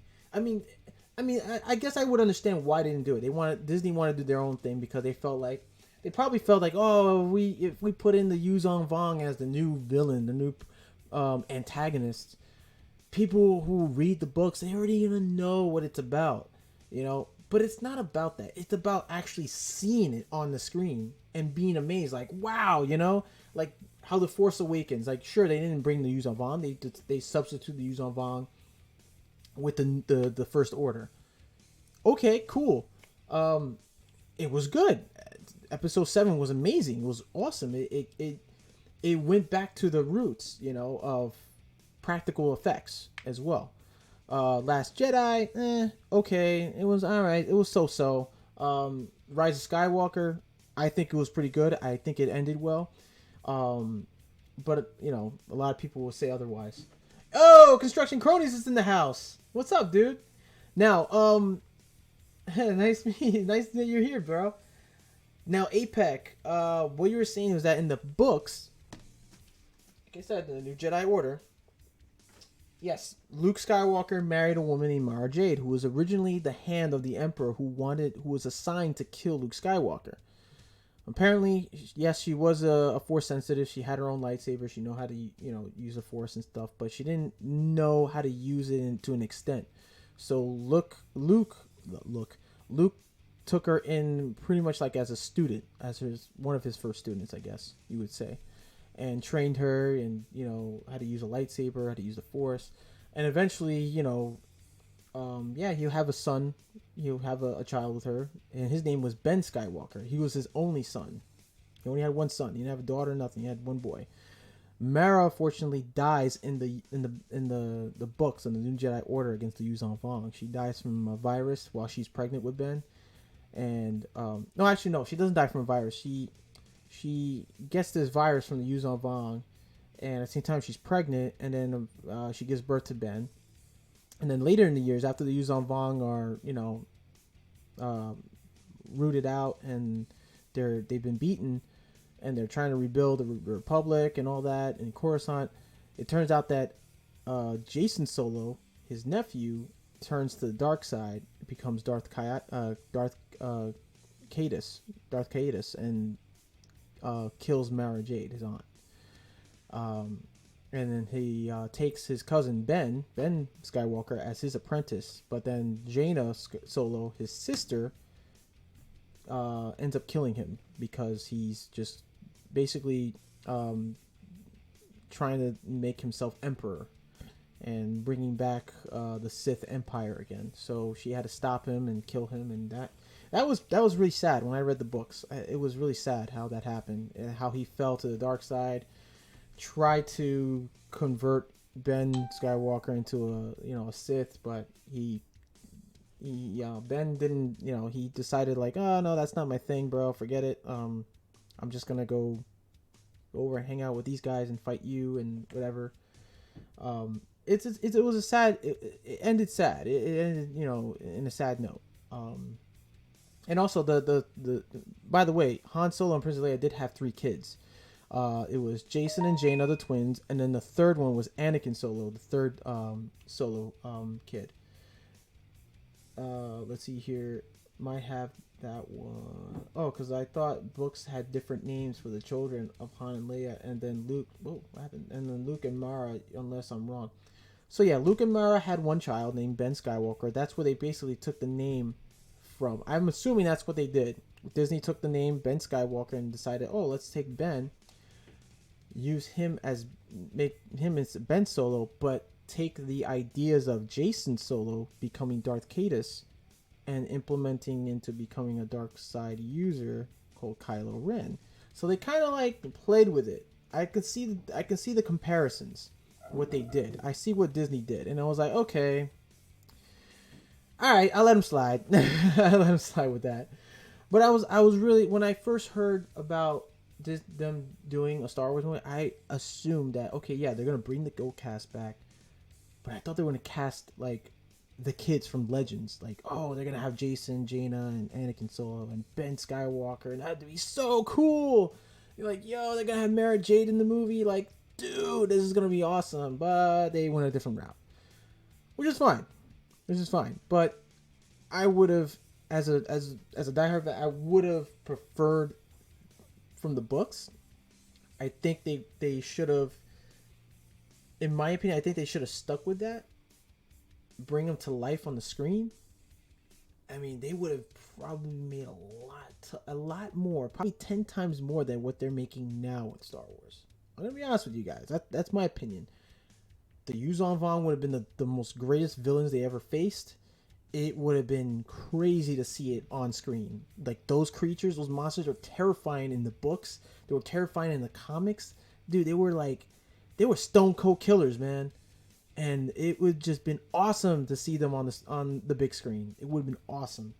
I'll tell you that much. Awesome. Yo, may the force be with you, bro. Construction Cronies. Thanks, bro, for showing up. I love Empire Strikes Back and Return of the Jedi. I didn't like the next 3, but love the last 3. The Mandalorian is the best show ever made. Yes! Yes, it is. I can't wait for season 2, dude. Oh, Apex, my guy. Hey, Makita. Ben Skywalker from Luke. That's what I thought. But in Star Wars movies 7, 8, and 9, the name of Leia and Han was Ben Solo, which isn't right according to books. And that kind of bothered me. Well, that's what I was trying to say. They took Ben Skywalker's first name, and they took the idea of, the blueprint of Jason Solo, who became Darth Cadus after the Yuuzhan Vong War, and they said, let's play with that. Let's take Ben's name, put it on a Solo kid, call him Ben Solo, but let's make him become a Jedi, be trained by his uncle Luke, instead of his father, since his name is Ben. Let's make him his nephew, his nephew to Luke Skywalker. Have him train as a Jedi, and then transform into, try to be. He basically have Ben Solo follow the footsteps of Darth Vader. That's basically what it was. So they kind of they play with it. They play with it, and it worked. It worked. It worked market wise and in the films and stuff. But yeah. Let's see here. I'm dying for more stories in the Star Wars. Dude, are you kidding me, man? I'm like, I would secretly go on like YouTube channels, like YouTube fans of like Star Wars, or I go on the websites and try to look and see what other stuff or what other, like,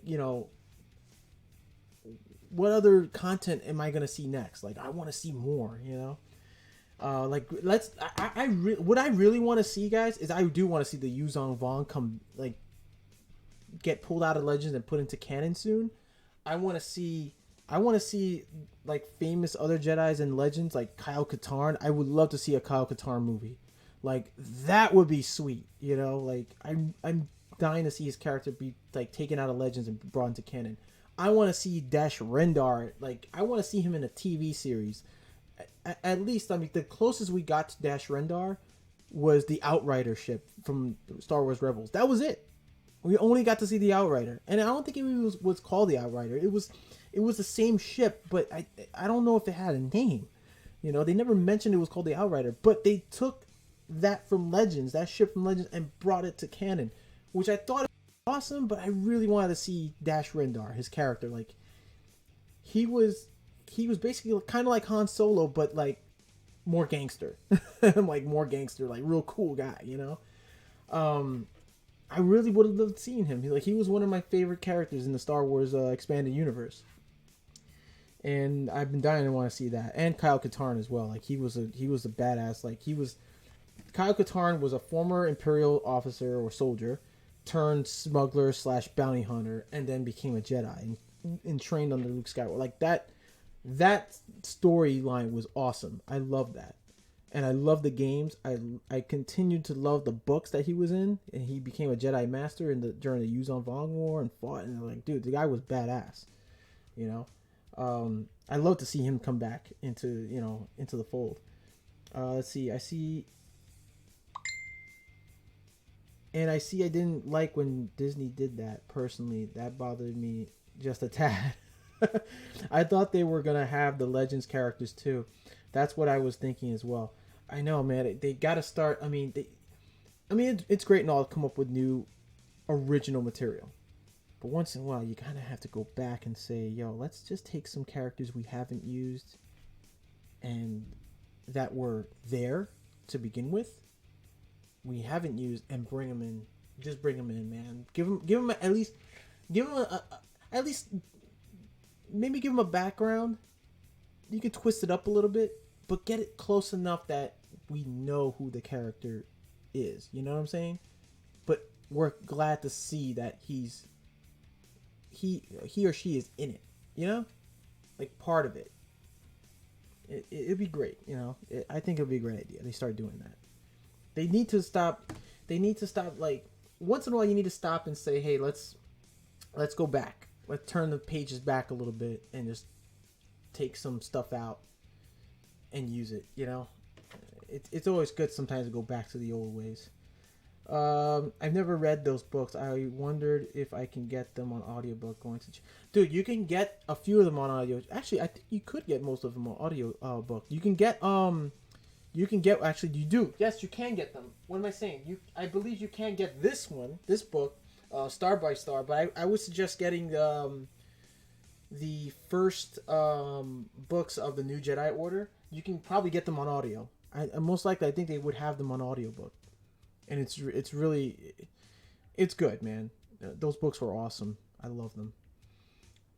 I agree with you 200%. Yes, Makita, it's Star Wars Day, man. We're talking Star Wars here. I know, on a Tool channel, but it's Star Wars Day. I have to do it. I have to. It's a religion for me. Oh man, they have like 100 Star Wars books on Audible. I need a list to know what order to get them. Okay, here's what you do, construction cronies. Go after the events of Return of the Jedi. Start from there. There's a book called Truce at Bakura or Bakura. Start from that book, and then go from there. I think after that it's Heir to the Empire. I 100% recommend getting Heir to the Empire as well. That is an odd. It's a 3-part series. There's Heir to the Empire, Dark Force. I think it's called Dark Force Rising, and then The Last Command. Those are the part of the Thrawn trilogy books. They're excellent books, bro. You gotta like. I would recommend getting those books, as well. After you listen to the Truce of Bakura or Bakura. I think it's called Bakura or Bakura. Read after that. Read Heir to the Empire, and then the other two after that. They're amazing. It's amazing. And then after that, there's the Young Jedi Knight series. It's basically telling the story of Jaina and Jason Solo, Han and Leia's 2 kids, and just move on from there, dude. And from there, you'll move on. You'll get to the Yuzon Vong War conflict. It's that part. The Yuzon Vong War is freaking. They have so many books about it. It continues on. I have one of the books, like I just showed you, Star by Star. I believe this is I believe the second to last. I think this is the second to last book before Vector Prime. Let me see here. I think they have the list here, actually. The list of books that it ends. Oh, I'm sorry, Vector Prime. Oh yeah, look at this. Oh, look at that. I have the order how you can read it right here in the book itself. Let's see. Yeah, so the Thrawn trilogy. I would say, let's see, episode 1, Phantom Menace, 6.5 to 7.5 years after Star Wars: A New Hope. Star Wars: A New Hope, Star Wars years after. No, wow, this is a little confusing actually. Where is it? Episode 3, episode 1, Phantom Menace. Okay, so this is after Raid Squadron, Iron Fist. So, well, they got a lot of books, dude. This is a lot of books. I would say read. Oh, here it is. I was right. It's called The Truce at Bakura. So, years after A New Hope. I would start from there. The Truce at Bakura. And then from there you go Tales from Jabba's Palace, The Bounty Hunter Wars, X-Wing, Rogue Squadron, Wedge's Gamble, and just read it from there. And then you can actually make it all the way to I think after the X-Wing series, and before the Courtship of Princess Leia, then the X-Wing Izzard's Revenge. After Izzard's Revenge is the Thrawn trilogy. Definitely read that. That's an amazing series. Yeah. So, yeah, Thrawn trilogy is 3 books. It's Heir to the Empire, Dark Force Rising, and The Last Command. They're awesome, excellent books. I think you'll love Grand Admiral Thrawn. Like everyone. I'm telling you, everyone, including myself, was excited that he came on to the show Rebels. Like, they brought him out of Legends and that was an awesome move. And they did a good job with him. An excellent job with Grand Admiral Thrawn. Let's see. Mouse. Here it is. Here it is. A Thrawn trilogy? Yeah. Grand Admiral Thrawn, he was part of the Imperial Navy for the Empire. He was like one of the best Grand Admirals in the Imperial Navy. The guy was like calculated. He was a great strategist and warlord. I guess you could say warlord. But he was the type of admiral that didn't really kill his crew, or like what Darth Vader would do, or other admirals and captains would do.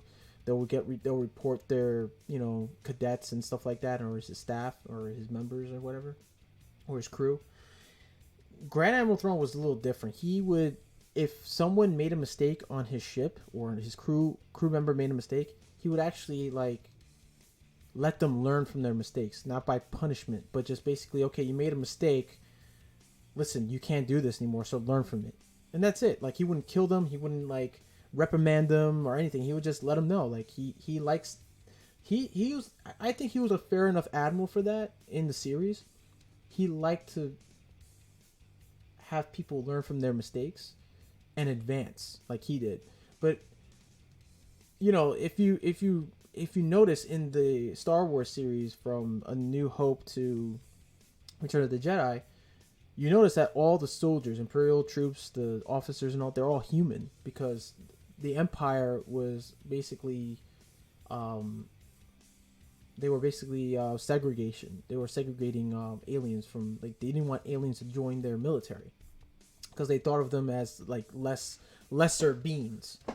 So Grand Admiral Thrawn, well, Thrawn, in other words, he was an exception. He was a sentient alien from. He was a Chiss, basically. He was from the planet Chiss, the Chiss Ascendancy. The Chiss Ascendancy was basically a planet, or the Ascendancy itself was a military from the planet called Chiss that was in the outer, in the past the outer rim. He was in the unknown regions.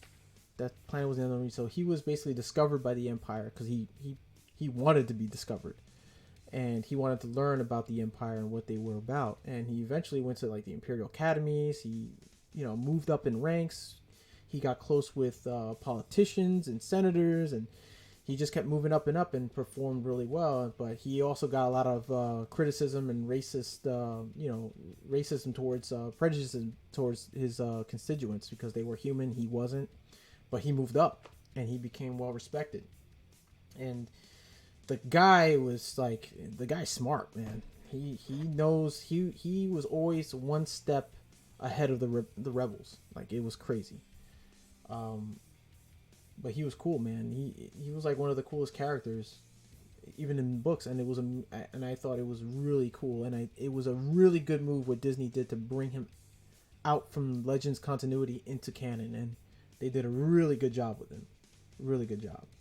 I read the Thrawn books too. He has his own books about how he was discovered by the Empire, how he moved up in the ranks. There's three. They call it I think they call it the second Thrawn trilogy.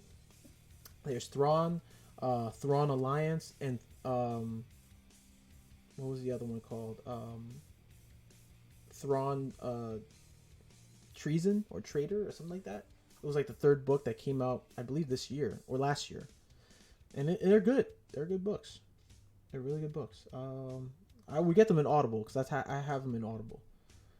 I also recommend the book Dooku Jedi Lost. That's a really good book.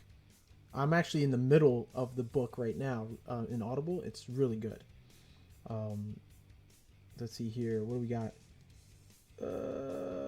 I'm missing all the chats here. Whoa! I'm dying for more stories. I thought they were going to have legend. Okay, never read those books. I wonder if they can get them in Audible audio. Agreeing with you on 20%. I read that part. Thrawn Trilogy. It equals. But Chris, autocorrect sucks. Hey, but that's awesome, man. I love audiobooks.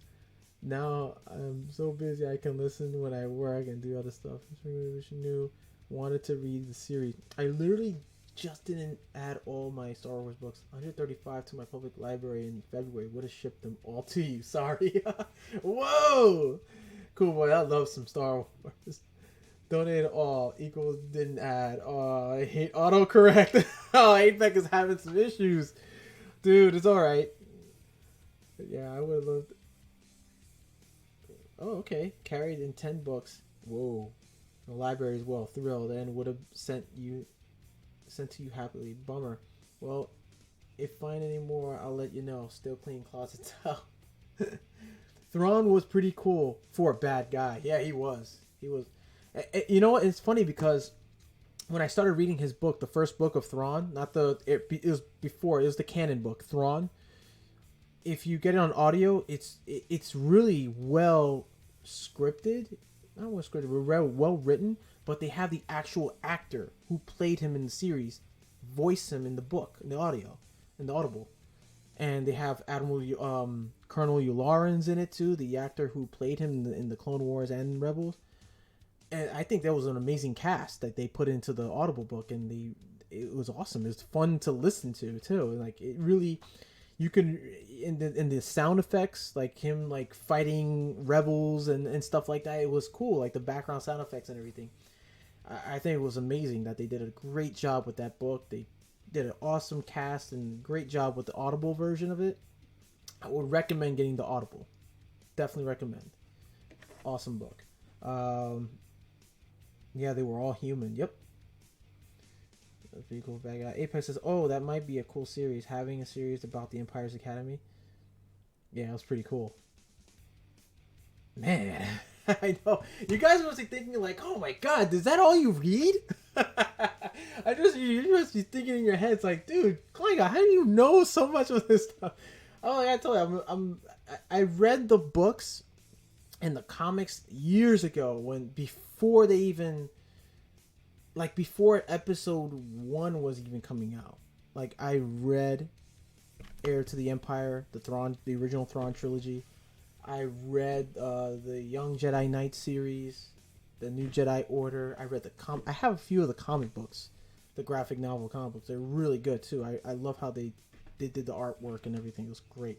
Instead of like the books, obviously the books, the novels, they don't come with pictures or anything, but they did make comic book versions of them, and it was just as good, and they're still good. If you go to your nearby comic book store, they still have the New Jedi Order or the Yuzong Vong Invasion series. It's called Invasion series, I think it's called. Yeah, Invasion. I might actually have it here. One of them. Let me see. Oh, do I have one of the comic books? I should. Gosh, it was a while back. Maybe not. I might have put it away. Yikes, I think I did. I think I might have put it away somewhere else. Come on, I know you're here somewhere. You gotta be.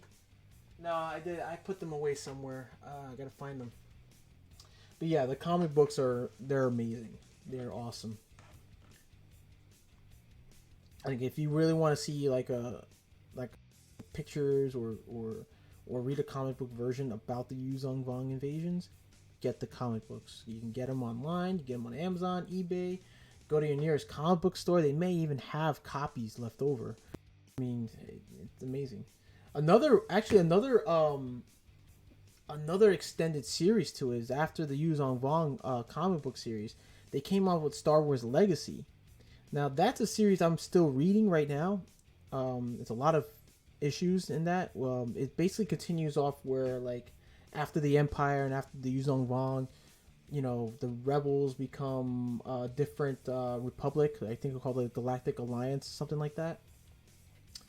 And it basically Luke Skywalker's teachings continue on with his his descendants. Cole Skywalker, and who is the grandson of Luke Skywalker, I believe, if I'm getting that right. Yeah, he's the grandson of Luke Skywalker, or something like that, or the great grandson of Luke Skywalker.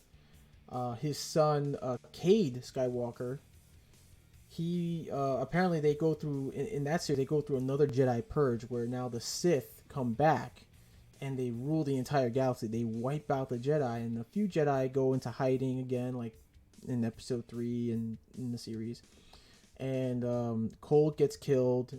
Cade is like the only surviving Skywalker in his family lineage, and he's other Jedi are scattered in hiding. There are a few Jedi that are in. There are a few characters in that series that are actually still there. Like R2-D2 is still in the series. They have Jedi Master Cook. He was featured in the films. If you see in the background, he's like this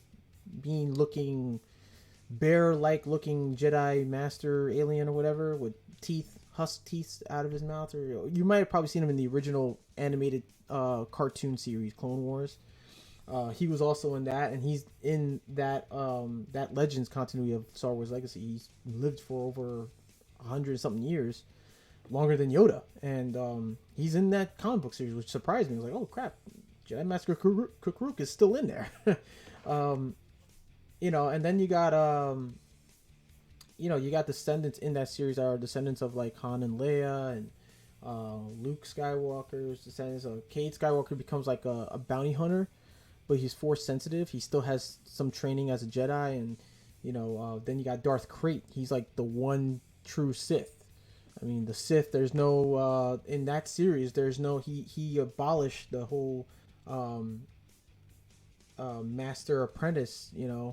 The rule of two, a master and apprentice ruling, and now all the Sith bow down to one Sith, and he's kept them in check, which is crazy. And Darth Krayt was actually a former Jedi Master from the Old Republic during the Clone Wars, and became Darth Krayt over time, falling to the dark side. And he basically tells his story to Cade in the comic book, like how he was a part of the Tusken Raiders, the Sand People, discovered, trained by his father, who was named Asherod, and Darth Krayt's real name is actually called Asherod Het, which his story is like, whoa, like crazy. Like he became a Padawan, he was a member of the Tusken Raiders camps in Tatooine, and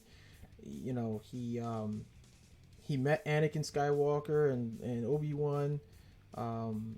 He was dressed up as a Tusken Raider, helmet and everything. The Sand People from the original movies that tried to attack Luke. And he was a member. He was human, but he was always dressed up in Sand People garbs. And I think I remember there was a part where Anakin didn't like him because he was dressed as a Tusken Raider. He was a Jedi.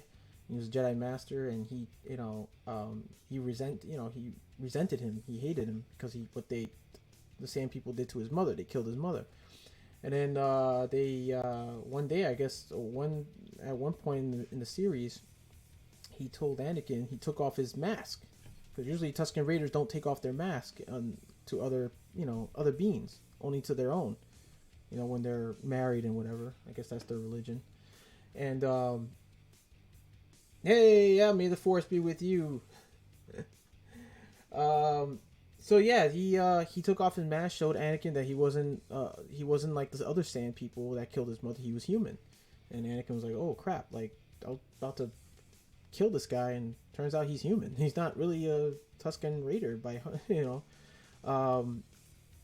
So yeah, Asherod had a really interesting backstory, really background, and he was a Jedi, and then forced into hiding, became a bounty hunter, and then when he got tired of being a bounty hunter, he tried to study the ways of the dark side, and when he became a Sith Lord after the Empire fell, and the Emperor was killed, he said, screw it, I'm gonna go and do my own thing and figure this all out, maybe build my army. And then he got caught by the Yuzong Vong deep in space, and they messed him up really bad, and he became even more powerful. And you got to read the series. It's crazy. It's crazy good. I just only wish they actually implemented him in the upcoming, whatever upcoming series they're gonna have in the future. They should bring back Darth Krayt too, because he was a badass Sith Lord, man. Like he was worse than Palpatine. I tell you that much. Worse than Palpatine. Let's see. Actors. Yeah, I like when the actors do the audio reading. It makes book better. It does. It really does. It gets you hooked, more interested in listening to the story. And I like how, like, whenever there's like a scene in the book where like Thrawn is fighting rebels, or like a resistance group, you can actually hear them like shooting blasters and stuff like that, and then the narrator's kind of like describing what he's doing. Oh, he's jumping over rocks and a ledge and flipping this, and then he pulls out his blaster, and you can hear the sound effect of the blaster, and then the creature's getting shot. It's crazy. It's really cool. I was like, oh, that's what's up. It gives you that picture in your mind with the sound effects, and it kind of makes it really interesting. Really fun to listen to as well. They make so many Star Wars books, and they're all written by different writers, so you get different writing styles while you read as well. Could imagine if one writer were to write them all. Yeah, I mean, they and not for nothing, like, yeah, they have to do that. I mean, each writer has their own version, or they'll continue off what a previous writer did, and they kind of like, create an original storyline by continuing off where they left off. And it's great. I think it's awesome because they have their own ideas of what these characters will be going through, in their lives, and it makes it even more fun to read and more interesting and more like it's more storytelling, you know. Let's see. They have so many Star Wars, but we read that. Still reading Legacy 2. I jump back and forth between a couple of different books. Yeah, Legacy is pretty good. I'm surprised that, you know, the way it ended. It kind of surprised me. I was like, wow, okay, cool, I guess. But okay, yeah, whatever. It is what it is, but I like it. You know? Okay, gotta go. Thanks for the stream and have a good rest of the day. You too, APAC. May the force be with you, my man. Oh man, this was awesome, guys. I'm really loving this stream, man. This was great. I'm gonna do this every year, and I'm actually gonna on this day I'm actually taking off from work. Even though I'm not back to work, you know, because the whole pandemic. But you know, every year I'm gonna start being like, hey, I'm not going to work. I'm gonna treat this as a religious holiday.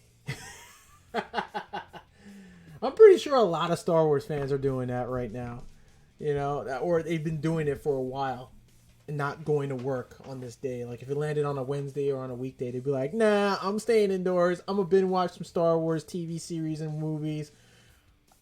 This is a religious holiday for me. So yeah, I'm thinking doing the same because I love it, man. And you know what? I want to thank for all. I want to be thankful for this too, because if it wasn't for Star Wars, man, I wouldn't be inspired. Star Wars also inspired me to do the things I do as well, and it's made a big impact in my life, and I'm pretty sure for all you guys as well. It's impacted everyone's lives, you know, over the last 30 something years, 40 years or so. You know, and I want to thank my dad. My dad really, you know, if it wasn't for my dad introducing me to Star Wars, I probably would have been hating on it. I probably would have been one of those guys, those trolls out there and say, you're such a dork. What's so great about Star Wars? Whatever, nerd. But you know what? I appreciate being a nerd. I appreciate geeking out. I appreciate what Star Wars had brought to not only my life, but to everyone's lives, you know? And it really sparked imagination for every little kid out there, like including myself, as I once was. And if it wasn't for Star Wars, man, we wouldn't be, you know, I don't know. If it wasn't for George Lucas, man, we probably wouldn't even have Star Wars. We'd probably just have something close to Star Wars, but just more corny, and probably wouldn't even continue. It would have probably just been like, okay, one movie, it was good. Next one, it was terrible. Don't do it again, you know?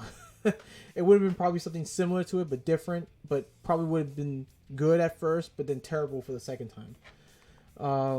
But sure, you know, surely Star Wars has had its up and downs as well, but it's become a success. It still has become a success, even though it's been owned by Disney. Which, in my opinion, I'm going to give my opinions on that. I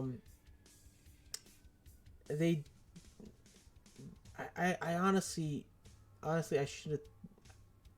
I don't think George Lucas. I think it was still a mistake to sell it to Disney. He could have just passed it down to Kathleen Kennedy, I guess, at the time, because she was still doing Star Wars with George. And just, you know, kind of just took over the business, Lucasfilms, you know, and just became independent. Could have stuck with 20th Century Fox. But then again, you got 20th Century Fox, who was also sold by Disney. I mean, not sold by Disney, was sold to Disney. So either way, they would have probably been part of Disney anyway. But if they were smart enough to do so, with enough, you know, legal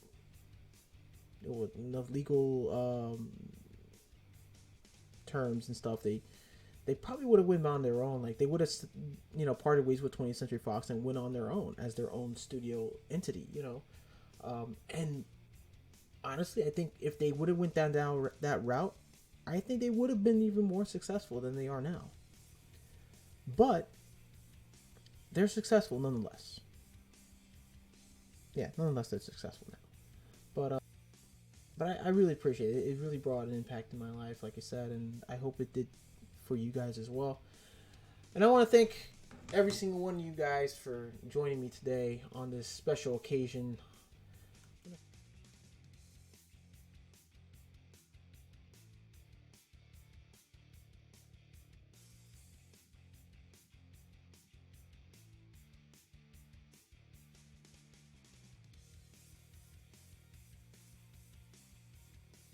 Here. Uh, so thanks for stopping by, guys. Thanks for saying, may the 4th be with you, and may the Force be with you all, and may the 4th be with you because it's Star Wars Day. Happy Star Wars Day to every single one of you Star Wars fans, diehard Star Wars fans like myself. Thanks for stopping by, staying high, staying what's up, sharing your memories of Star Wars as well. I really appreciate that. Wow, we went over 2 hours, I believe, right? 2 hours, 34 minutes streaming. Again, thanks you all for joining me for this day. This was fun. This was great. I hope to see you guys here again next year for this occasion.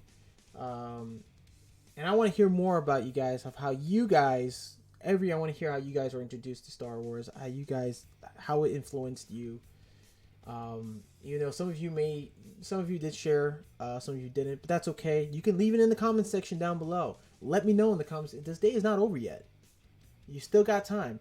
Let me know how you were introduced to Star Wars. Let me know how it affected you in your life and how it influenced you, and did it make a big impact? Did not.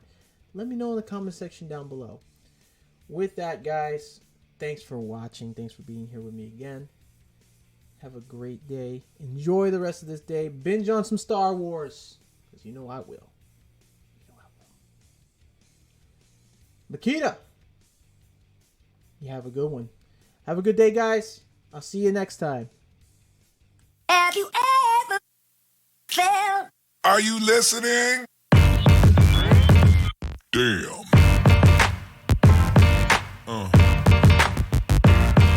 Yeah.